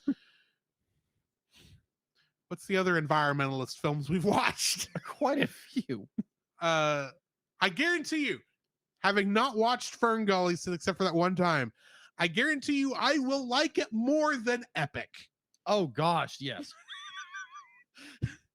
Robin Williams' performance as Batty is better than Epic. Yes, so we are watching Fern Gully, the last rainforest. Yes. I can't wait. I can't wait for him to see the entire film as an adult. I've got to figure out where I can watch it. I own it on Blu-ray. I know you do. But our viewing habits are not where I can easily let you borrow stuff, but the other way around is a little harder. Usually. Okay. Because you usually like to watch the movies like right before. Sometimes. I don't mind. I usually try to watch it a little bit later out so I can digest it. True. But anyway, not important. Yeah. Well, I'm sure it is streaming somewhere. Possibly. Now we're both going to go look. Yes, we're both going to look. Anyway, while we are looking for that, we're going to leave y'all with our intermission so that y'all can I'll save that one for next week. Do this one so we can jump into the next half of the show. We'll catch you on the other side of the bumpers. Mm-hmm. This podcast is a proud member of Culture Box. Whether you enjoy geeky reviews, comedy, or original fiction, you can open up the Culture Box and find something excellent for your soul. Point your web browser to culturebox.media. This week, we suggest the Retro Rewind podcast. Every other week, join the Retro Rewind pod as they travel back 15 years or more along the entertainment space-time continuum in their mission to review movies and games, establishing what is still worth your time today and what isn't. Expect fun banter and trivial insights from Francisco, Paul, the Master Interrupter Powers, and a rotating cast of guest hosts, all of which are out of time. The Cellcast would like to thank the following patrons: Ashley and Francisco Ruiz, Book of Gaming, PaulJPowers.com, and Melanie Dubois. To get your name on the show, plus uncut episodes, early access to the Cellcast Plus reviews, and special art from Jacob, please donate to us on Patreon. I'm working on it. Sure you are. Oh, I know you are. So, Jacob, I have a question for you. What have you been watching? Besides a lot of YouTube, not a whole lot. Really? Yeah.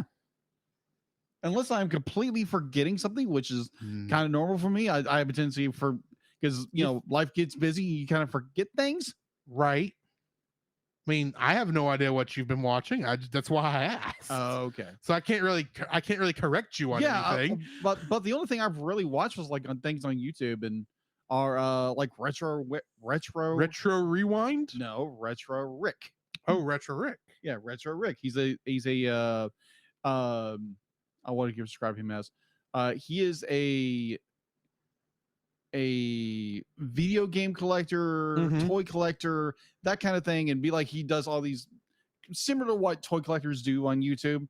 And I find myself just watching his stuff just on loops for some reason. I just find his stuff entertaining. Right. So other than that, not really, not a whole lot. I've been busy all week, and you get home, you're dead tired, and you just put YouTube on. Or no, I continued watching what is that show called? YouTube. I talk about not YouTube on the history thing, huh? That history thing? No. I mentioned it last week. You did mention a history thing last week. I did mention the thing last week. Toradora. Yeah, Toradora. Okay. I continued watching that. That was it's fun. The story itself seems to be or at least the character direction changes when you get past like episode 12 or 13, and it's just like, okay, these characters have changed all of a sudden. It's a little bit bizarre to me. Yeah. So be like, you've watched the entire series. No, I haven't. Okay, well, never mind. I've only watched 4 or 5 episodes. Oh, okay. Yeah, it's a good show. Don't get me wrong. It just wasn't one that grabbed me and said, "You must finish the show." Yeah.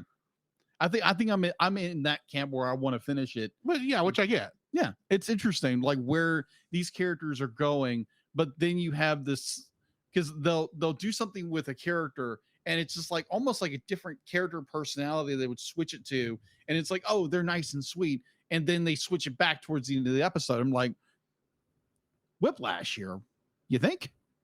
A little bit here and there, Right. So yeah, so it was just like, this is good. Why are you changing the characters to fit your story when the characters should be themselves in your story? So I get what you're saying. Yeah. So other than that, that's all I've been watching.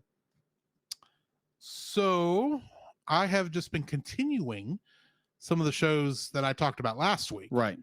Starting off, I'll talk about Star Wars Clone Wars. Mm-hmm. I watched 2 more sagas, or 2 more arcs in that. The first one was about the banking clan getting taken over by the Republic because well,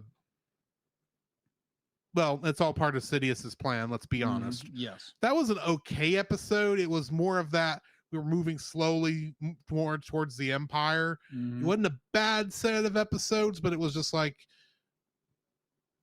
more of this, we're got to move in that general direction sort of thing. It was a great little story in with Padme having to deal with this, even though brought back Clovis, who nobody likes, and he could have stayed gone for all I cared. But whatever. Right. He's don't have to worry about him anymore after that episode. True. And then, strangely enough, an arc that focuses on Jar Jar Binks. Oh, yes. And Mace Windu. I remember this. And I remember watching. I was watching this afternoon, and I'm thinking, there's a couple shots. It's like, okay, first off, Jar Jar, the most annoying character in Star Wars history. Agreed. Whether you like the guy or not, whether he does a good job or not, he's not well liked, and there's not much you can do about it. Right. That being said, Dave Filoni that knows how to write this character and write it where it's like, you don't hate him. He's annoying, yes, but it's like you kind of are rooting for him at the end. And then you pair him up with Mace Windu. And boy, the animators watched a lot of Samuel L. Jackson to get those facial tics right. Because there's a point there where there's animation there, sure, but it's more like a minute shift. And it's like, oh, that's the Samuel L. Jackson stare of doom right there. That's the you done messed up, father. But I mean, it's Mace Windu. It's Samuel L. Jackson. We know what he would think. Yes. He does not have a censor button. Right. This was the guy that when George Lucas said, "What color lightsaber do you want?" he said purple. And George said, "We don't normally have purple lightsabers." Says, "You want me on this job? You give me a purple lightsaber, and it will have on as a detail the letters MF on it." Didn't know that. And he got it. It's not in the toys, and it's not in any of the recreations, but the actual one, the actual prop he used, makes sense. It's Samuel L. Jackson. Just always cleverly rotated in such a way that you can't see it. But Samuel Jackson at the end of the I think it's at the end of the second episode it's actually at the end of the first episode. He says, "Jar Jar, I don't know if it's this planet or what, but I'm starting to understand you." And it's like, bad part is, I think I am too. Jar Jar stinking Binks. Why does Dave Filoni have to make you an interesting character? Because we all hate him. I don't hate the actor. I think Ahmed Best does a great job as the character.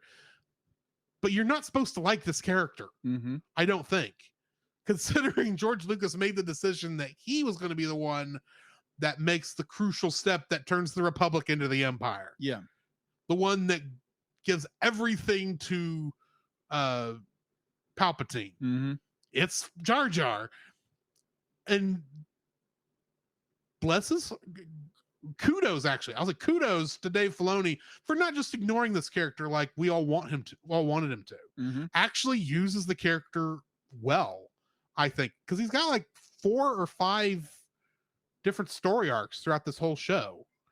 And this last one that he does is like, he actually got to be the hero for once, and it was a very good hero for this whole thing. He was not just annoying. Granted, he did speak. And I just have never liked his speech pattern. Okay. It's not Ahmed's fault. It's the writer's fault. Mm-hmm. It's George Lucas's fault for making him make an entire race sound like they're preschoolers. But either way, I appreciated how well it was done.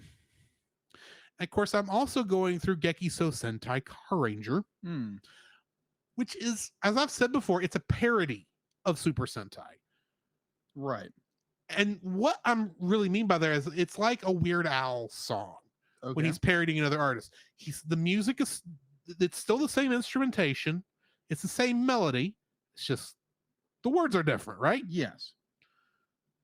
This is still a Super Sentai show. Yes. It is well in that Super Sentai feel, which is why I think it was even as translated to Power Rangers as well as it was. It's just their choice on how things go. They go for the most ridiculous thing they could come up with and then play to it. Mm-hmm. I mean, they have to eat a specific type of Japanese pastry that only comes from one shop in order for the monsters to grow. And there's never a point in time where they say, "Oh, I just picked this up on a hurry from someone." Says, "No, eat this Imo Yokan from Imocho."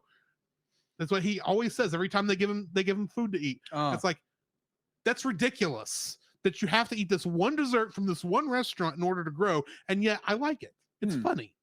Or the fact that every time the Car Rangers come out, they say, "We're fighting for traffic safety." It's like, that's stupid. And yet there's never a point where they look at you and wink, like, we know this is ridiculous. We know this is stupid. No, they play it as serious as any other season would do, which I appreciate. You may not like as much, but I would appreciate. Right. And then we get to what was the last episode I watched, which was the Hot Springs episode. Okay. Now, there's not always a Hot Springs episode, but there's always a bunch of summer episodes where the characters might go on vacation and the villains follow them there. Of course. It happens. And this time it was a hot spring. And the villains plan in this is that they're going to shoot the Car Rangers with this gun that will make them want to take all their clothes off so that they will get a summer cold and be out for 10 days. Say what? You heard me. Yeah. I did not stutter. That is their plan. Wow. Well, that doesn't happen. No, of course not. Of course not. What does happen, though, made me say, what the henshin? I can't believe this happened. To use both terminologies from Power Trip and Henshin Men. I got you. And this will probably be what I mentioned on that show when I get ready to do that. There is a character in there that's essentially their Zordon named Dapu. Okay. Do you remember Mac and Me? No. You don't remember that alien Mac from that? Okay, so for those of you who know what that is, it's what he looks like. He looks like human-skinned Yoda, but about the size of a human. Ooh, okay. Just general description of this thing. He did not get to go on the vacation everyone went on because he's not technically part of the company, but he wants to. So he finds a way to chase them there. And just as the villain is getting ready to fire this, he finally makes it there. The villain fires the gun. It hits Yellow Ranger's morpher and bounces off and hits Dapu. Bear in mind, Dapu is a tokusatsu suit. He's not. He starts taking off his clothes. Really? Yeah. Okay. First off, I didn't know those clothes were removable as part of the suit because there's been no clue that he could change clothes before this point because, it's a Sentai suit. There's no reason for them to change. Right. 90% of the time. And he starts taking off this robe. And I'm going, whoa, I do not need to watch this. I know why this episode wasn't adapted. Why the plot of this episode was changed completely because the monster does show up in the power transfer. Right. But that's not what, it's just the Megazord fight. Yeah. It's the only part he's in. I was not expecting this. But thankfully, he moves on and says, okay, that was the little joke. We're not going to see that again.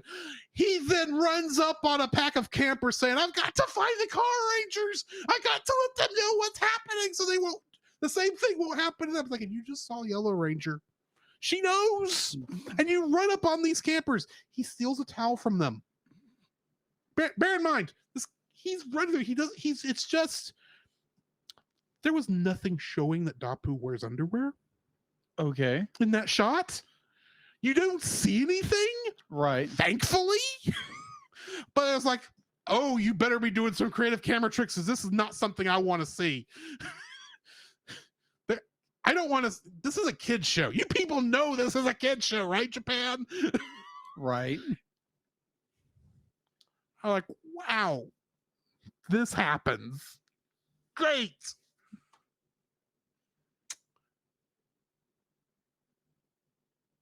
That's all I could say about it because it was like, why?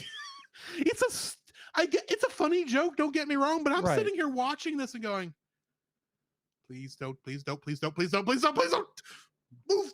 Transition. We don't need to see that. There was one part. I swear,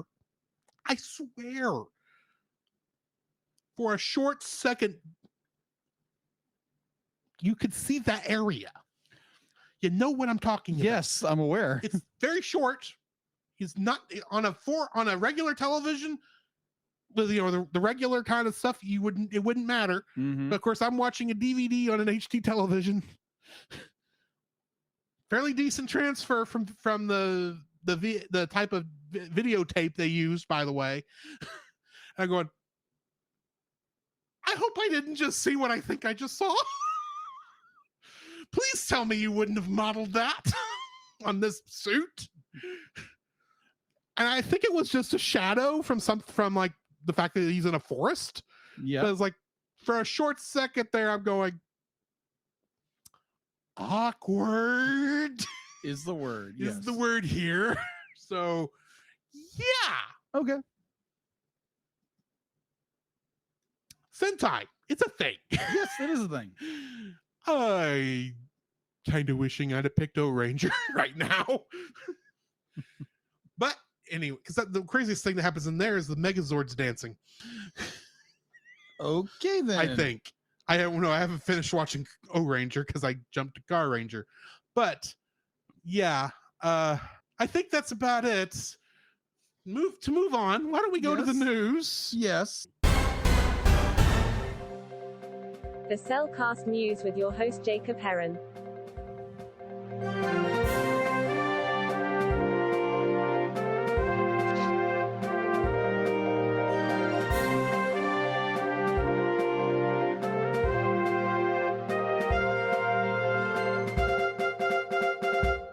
Why, thank you, Dealit. And I think the fur is gone. Thank you very much. Apparently, there was some old... there were some issues from like a multiple of the previous pranks she pulled on you that had technically they should not have hit you all at once, but there was so many of them they kind of activated with the weather the way it's been. Okay, she got it fixed. It was not something this time she did intentionally. Good deal. All right, so getting into the news, This is very weird, so we're just gonna go with it. There's a movie coming out from DreamWorks Animation. I just a good friend of the show, Heather, tagged me in the post, and Is this the Kraken one? yes, this is a Kraken movie. We're getting another animated kaiju film with evil mermaids. Nate, you want to help? One way or the other, our show or yours. Yes. So this summer's animated battle royale is going between the underdog Kraken monsters and the popular and self-evolved mermaids. That, according to Rudy Gilman, Teenage Kraken, DreamWorks animated latest movie, which will be released in theaters June 30th. And yeah, that's about it. Did you watch the trailer? I did watch the trailer. You can't tell me who that main mermaid remind you of. A little bit of part of your world. Yeah, red hair. Suspect has a purple shell bra, green fins. Yeah, I wonder who that could be. Obviously, it's the mermaid from Shrek 2. Oh yeah, of course. That's who it was. Yeah, of course. Who was also a reference to Ariel. No, you think? Maybe. It's like, yeah, mermaids traditionally were more like the siren call that that would draw sailors. Sirens. They're sirens. Pretty, to boil it down to it's if you watched Wakanda Forever, the things that Namor's people did to make the humans just jump in the water, basically what we're talking about. Okay, fair. You've not seen Wakanda Forever yet, have you? Not. The very beginning of that film, as they're introducing the villains that the Wakandans are gonna have to fight, these creatures start singing to an American aircraft carrier that's trying to find some research that they left on the seafloor, and they start singing, and all the humans just drop their weapons and walk off the boat. Huh? Or not all of them, a lot of them. Oh, okay. But anyway, yeah, fair. So that's all I have for in news. And I have nothing to add. Yeah, there's literally obviously we spoke about last week that the last trailer for the Super Mario Bros. Movie. There has been a lot of TV spots dropped, but I ain't watched them. Yeah, because this movie no longer has to sell me on it. Yes, it just needs to come out. Agreed. Granted, I said that after the first trailer, but anyway, so yeah. So how about some X-Men? Yes. Previously on X-Men. Meet the sulky, over-bulky, kinda hulky superhero. A two-fisted and electrically transistored superhero. An exotically neurotic and aquatic superhero. Speaking of Namor, superheroes have arrived. X-Men, X-Men, it's the day, X-Men, coming your way.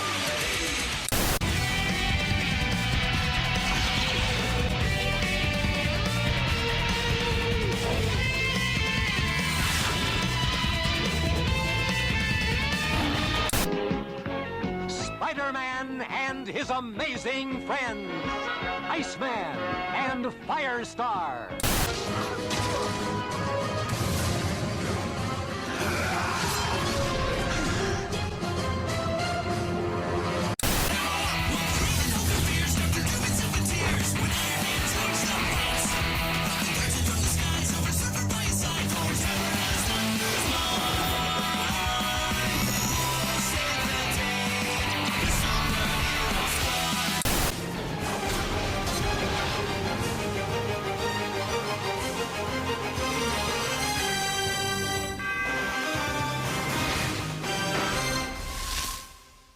is it my imagination or on these Disney Plus masters where we're watching them? Has the video quality improved a lot? Yes, it has. In the last couple episodes? Yes, it has. That's the first thing I noticed in both of these is that, good night, this actually looks like they've vectorized all this. Possibly. Digitally arted. They shouldn't have, but it's like, that doesn't look like we're looking at videotape. But I could be wrong there. It I could be be. very wrong there. Or it could just been an updated animation. Maybe. We are halfway through season 2. That is true. I'll also get to the point when we get to the next episode. The next episode we do this episode, the first episode we're going to talk about, and the second episode I'll talk about something else about that one. Now let's go ahead and talk about that first episode. Okay. First episode tonight is Repo Man, which came out on November 20th, 1993, directed by Larry Houston and written by Len Wein. Mm-hmm. Summary for this one. After Wolverine has been lured to Canada by an alleged message from his old friend Heather Hudson, he finds himself fighting Heather's husband, Vindicator, and the Canadian super team Alpha Flight instead. Alpha Flight believes that they were only sent after Wolverine to get him to rejoin their team. However, their General Chasen has a more sinister agenda to retrieve Wolverine's adamantium skeleton at any cost. Ugh. Guest cast for this includes Melissa Sue Anderson as Snowbird, Harvey Atkin as Dr. Walter Lankowski, aka Sasquatch, Barry Flatman as James McDonald Hudson, aka Vindicator, Don Franks as Eugene Milton Judd, aka Puck, and as Dr. Michael Tuyungman, aka Shaman, David Hemblin as Magneto, I am Magneto, master of magnet. Rebecca Jenkins as Heather McNeil Hudson, Renee Lemois as Jean-Paul Barbier, aka North Star, and Megan Smith Harris as Vertigo. Trivia for this one. This is the debut of Alpha Flight members, Vindicator, Sasquatch, Shaman, Snowbird, Puck, and Heather Hudson. North Star and Aurora appeared previously in X-Men the Animated Series episode Slave Island during the first season. Yes. The Professor, Dr. Cornelius, General Chasen, and Vertigo.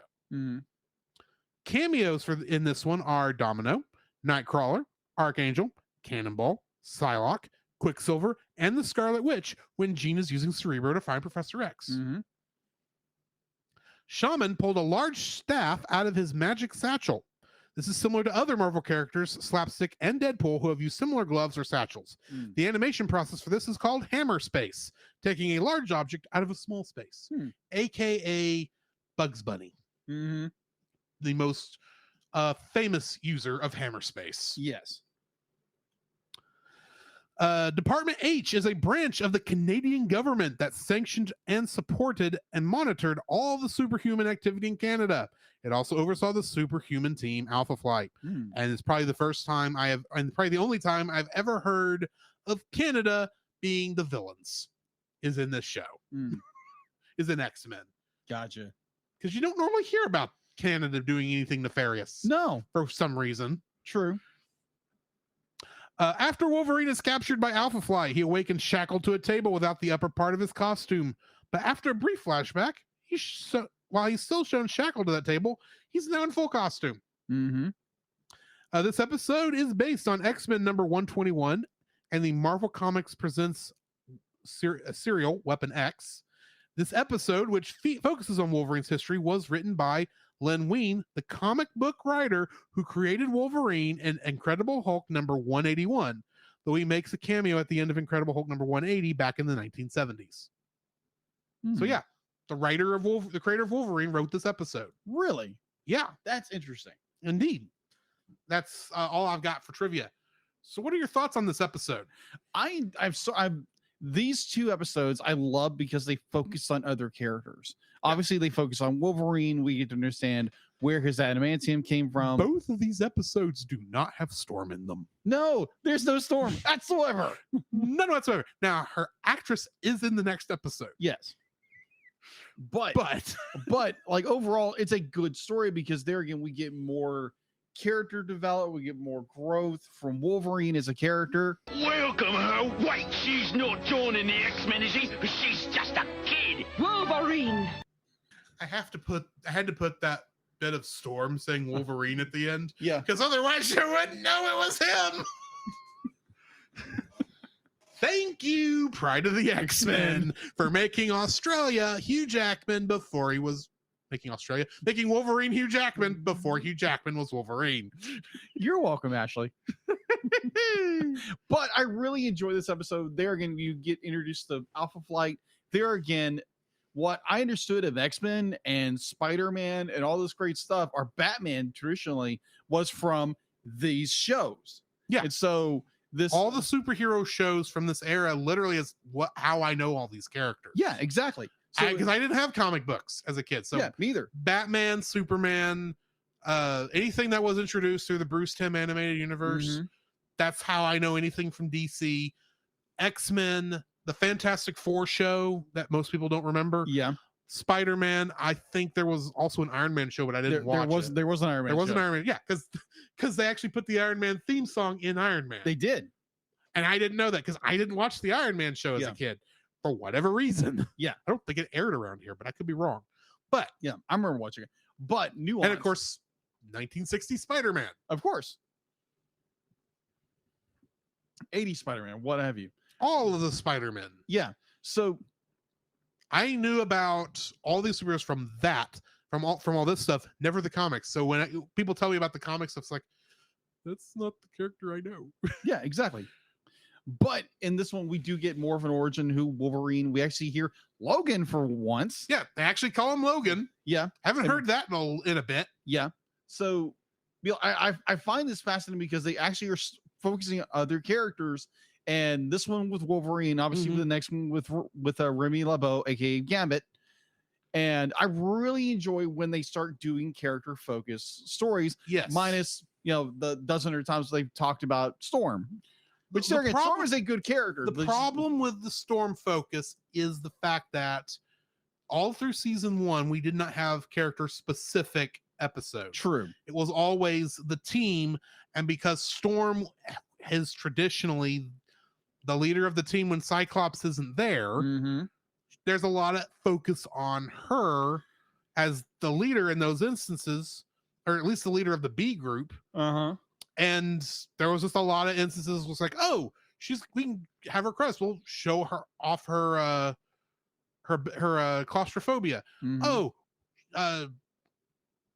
And it just so happens like one of the first character focused episodes in season 2 was a Storm episode. It's like, you could have waited till the end of this to pull that off, but whatever. I'm happy we're getting a Wolverine and two Gambit episodes. And I think from what I've seen, the next couple episodes are more individual character based instead of group based. Yeah, there are times when the group's going to come together. And of course, we still get all these great moments of Magneto and Professor Xavier walking through the Savage Lands with no explanation of what's going on, other than somehow Magneto caused the Savage Lands to happen. Yes. And we don't know why. Also, I think it's this episode we first hear the word mutate. Yes. Instead of to refer to non-X gene mutants. Agreed. That's the difference. Yes. For those who don't know, there's 5 types of characters in Marvel: aliens, humans, mutants, mutates, and mutant mutates. Yes. Technically alien mutates, but no one pays attention to them. Yeah. Because they're just mutants. They're just aliens. Anyway. Yeah. The episode is really good because there again you get more story driven. The opening is so weird because like Heather?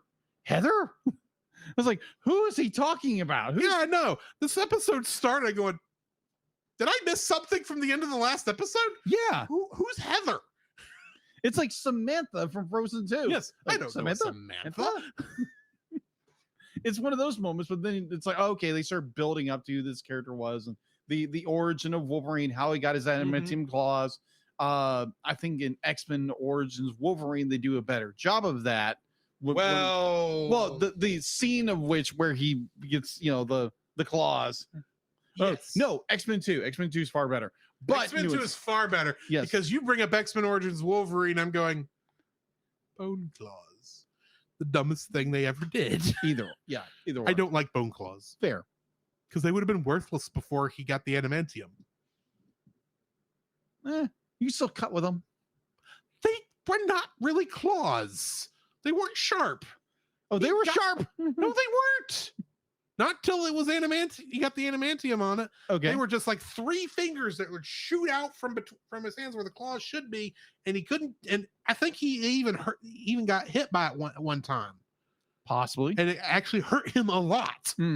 Yes, he healed because he's Wolverine, Right. but they weren't the offensive weapon they would be later on. I got you. Is all I'm getting at. Anyway. Okay. Yeah, so we're not here to talk about no X-Men Origins Wolverine. Right. Yeah. Either or, this is a good episode. I enjoy it where we get more focused character stories. Especially everybody's favorite, Wolverine character, Wolverine. Yes. We get more of who he is and why he's the way he is in some ways. Alpha Flight, I'm like, when I was a kid, I was like, what is these kids? Who are all these cats, eh? And then it's just like, oh, okay, that's who these is, because who they are is characters. They're Wolverine's old team. Yeah, the Wolverine's old team. Like when I was a kid, I was like, oh, that's cool. Didn't understand who they were. Now as an adult, I do understand who they are. Led by Canada's Captain America knockoff. Yeah. Because everyone has a Captain America knockoff. Yeah, including the Russians. Yes, including the Russians. Yeah, but not going to get into that again because that cracks him up too much. It does. So either way, good, very, very good story. This is actually a great story. It's the start of the Weapon X storyline in many ways, because it is showing Wolverine's backstory without really going into Wolverine's backstory. They even call him Weapon X in this. Yeah, they do. Which I think might be the first time they did that. But in the show. But they're just doing so good a job of letting you know who who Wolverine is. They don't go deep into his backstory. They're going to get into that much later, or not much later, but like next season, I believe. But this season it's just a nice story of Wolverine going to help someone. Thinking he's going to help someone, gets betrayed, and then Wolverine gets to be Wolverine and gets help from his old team. And I need to talk about one character on that old team that I find absolutely stupid and ridiculous. Puck. Oh, Puck. Yeah. Puck is literally a hockey puck. Or at least his costume makes him look like that. He does. And I'm going, could you find anything more racist isn't the word, because Canadians stereotyping? Stereotypical. You find anything more stereotypical about Canada than a hockey puck? A bowling ball? I mean, maybe if he fought with a hockey stick. Yeah. Maybe that would be worse. But that's like, no, he's got a black costume with like a sports font P on the front of it. It's like, you look ridiculous, Puck. Agreed. If you're going to be called Puck, dress up like the one from Midsummer Night's Dream. It still won't make any sense. True. But at least you're not being stereotypical against Canada. Yes. And it would make because let's face it, no one else in Alpha Flight, except for maybe Sasquatch, really fits that whole we're Canadian superhero vibe. Yes. They could be from anywhere. But then you got Sasquatch, which makes sense because he's your beast motif, or your beast Hulk thing type character. And then you got Puck.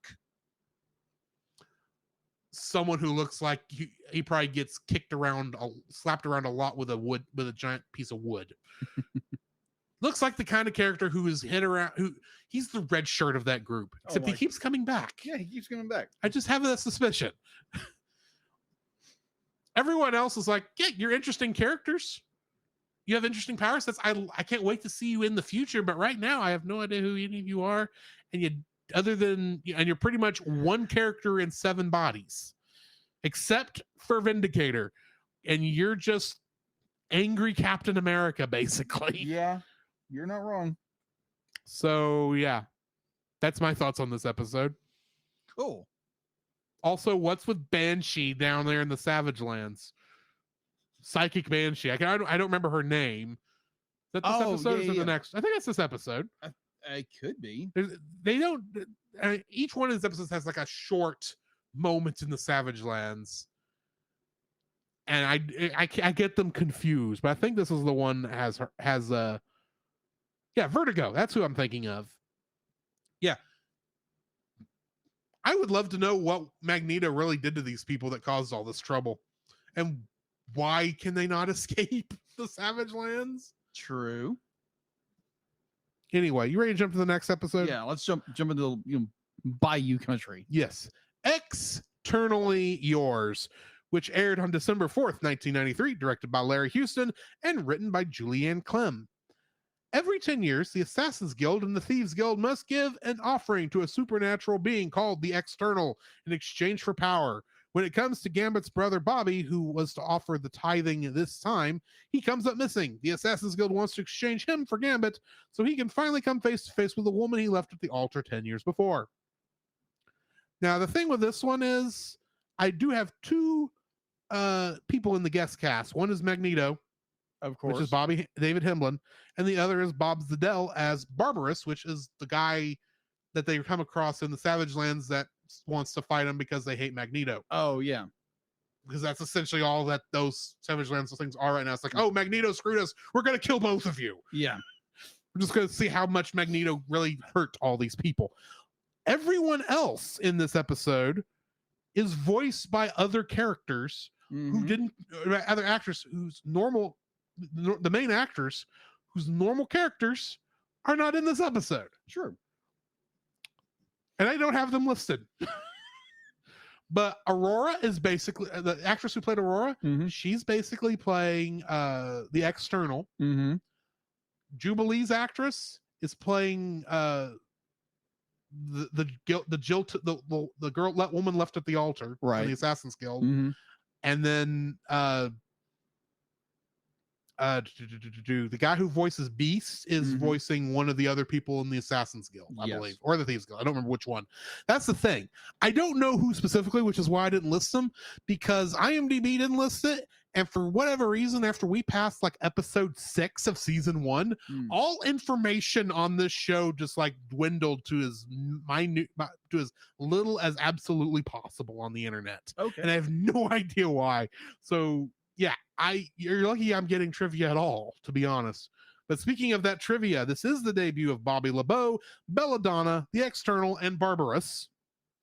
And this episode is based upon the Gambit 4-issue miniseries, which was published literally around the same time this episode first aired. Though in it, Gambit's brother is named Henry instead of Bobby. Because they kept saying Bobby, and I kept thinking, Iceman's here? Yeah. Bobby Drake? Bobby Drake is, because they never said the last name. Yeah. They just kept saying Bobby. I'm thinking the only Bobby I know from the X-Men universe is Iceman. And admittedly, Iceman's not been in the show yet.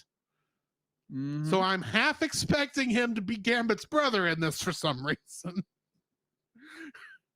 But he's not. Because in my mind, I'm thinking back to, no, it's only Miss Rogue that's from Mississippi. They never actually said where Bobby was from. Yeah.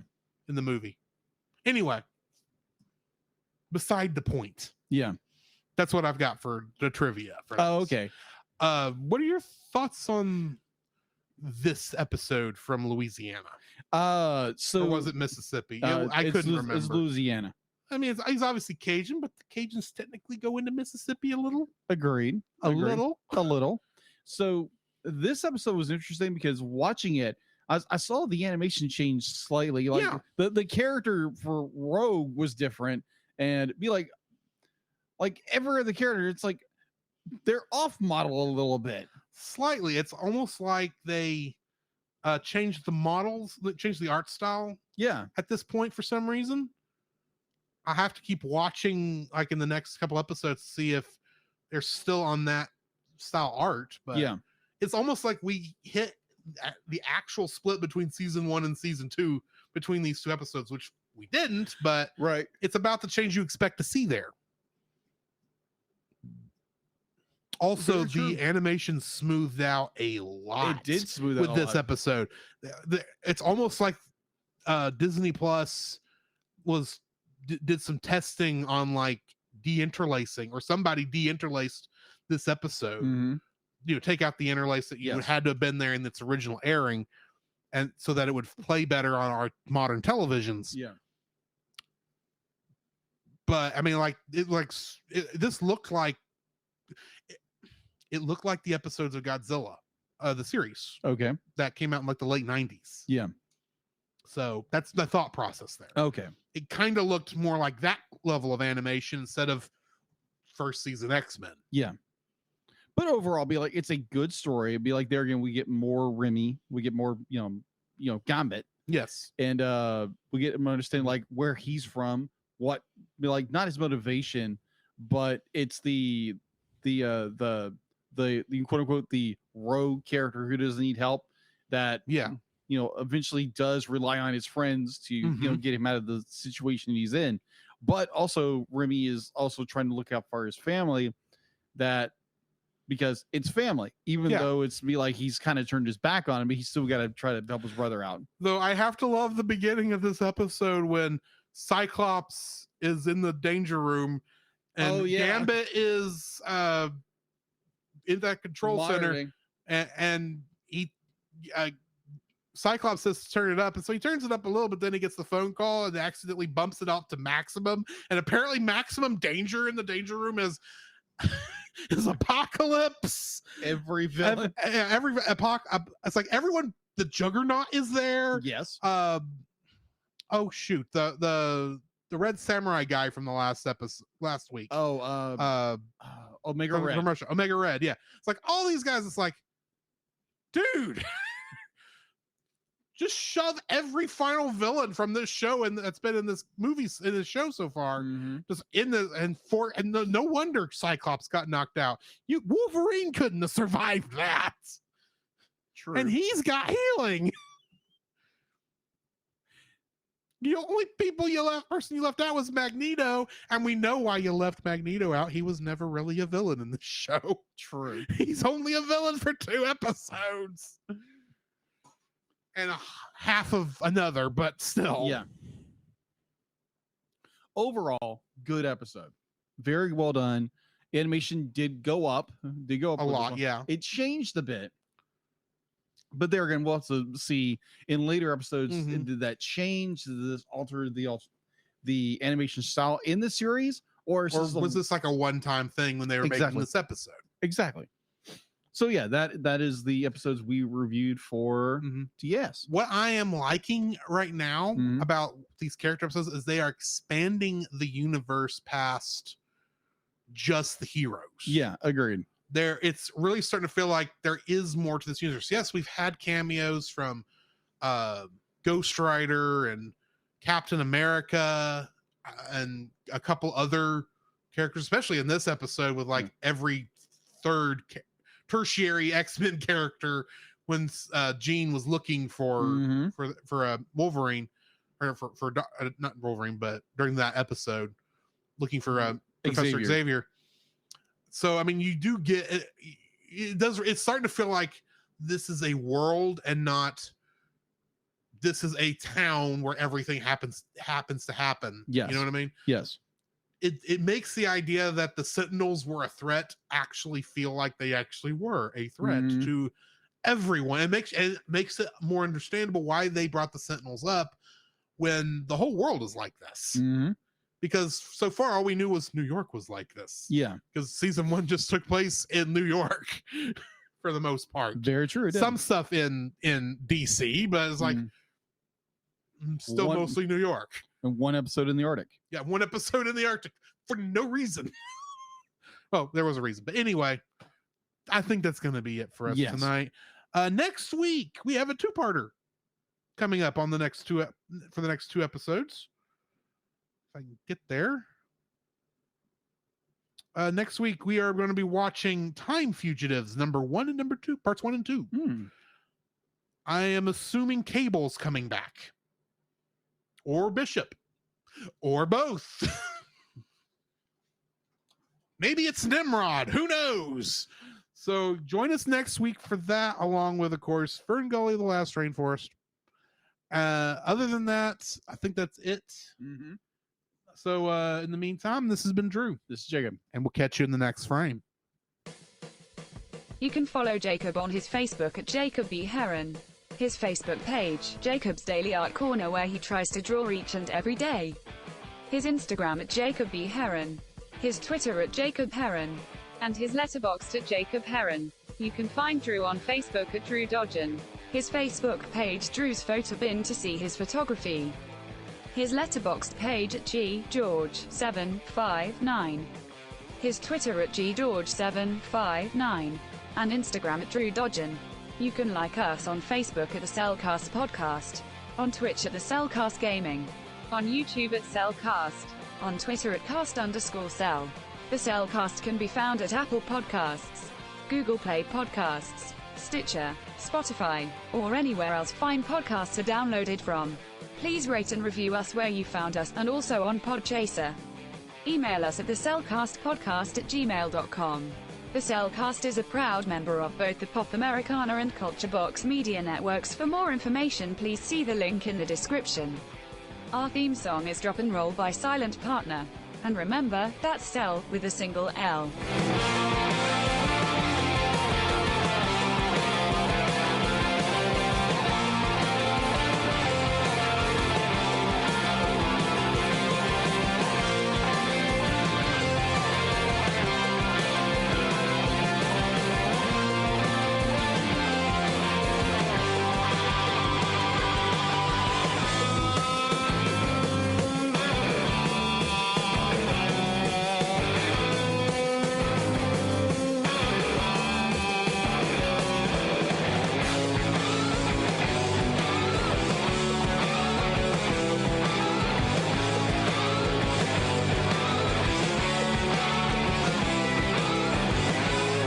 I didn't make it all the way to the 3rd grade for nothing. Fascinating.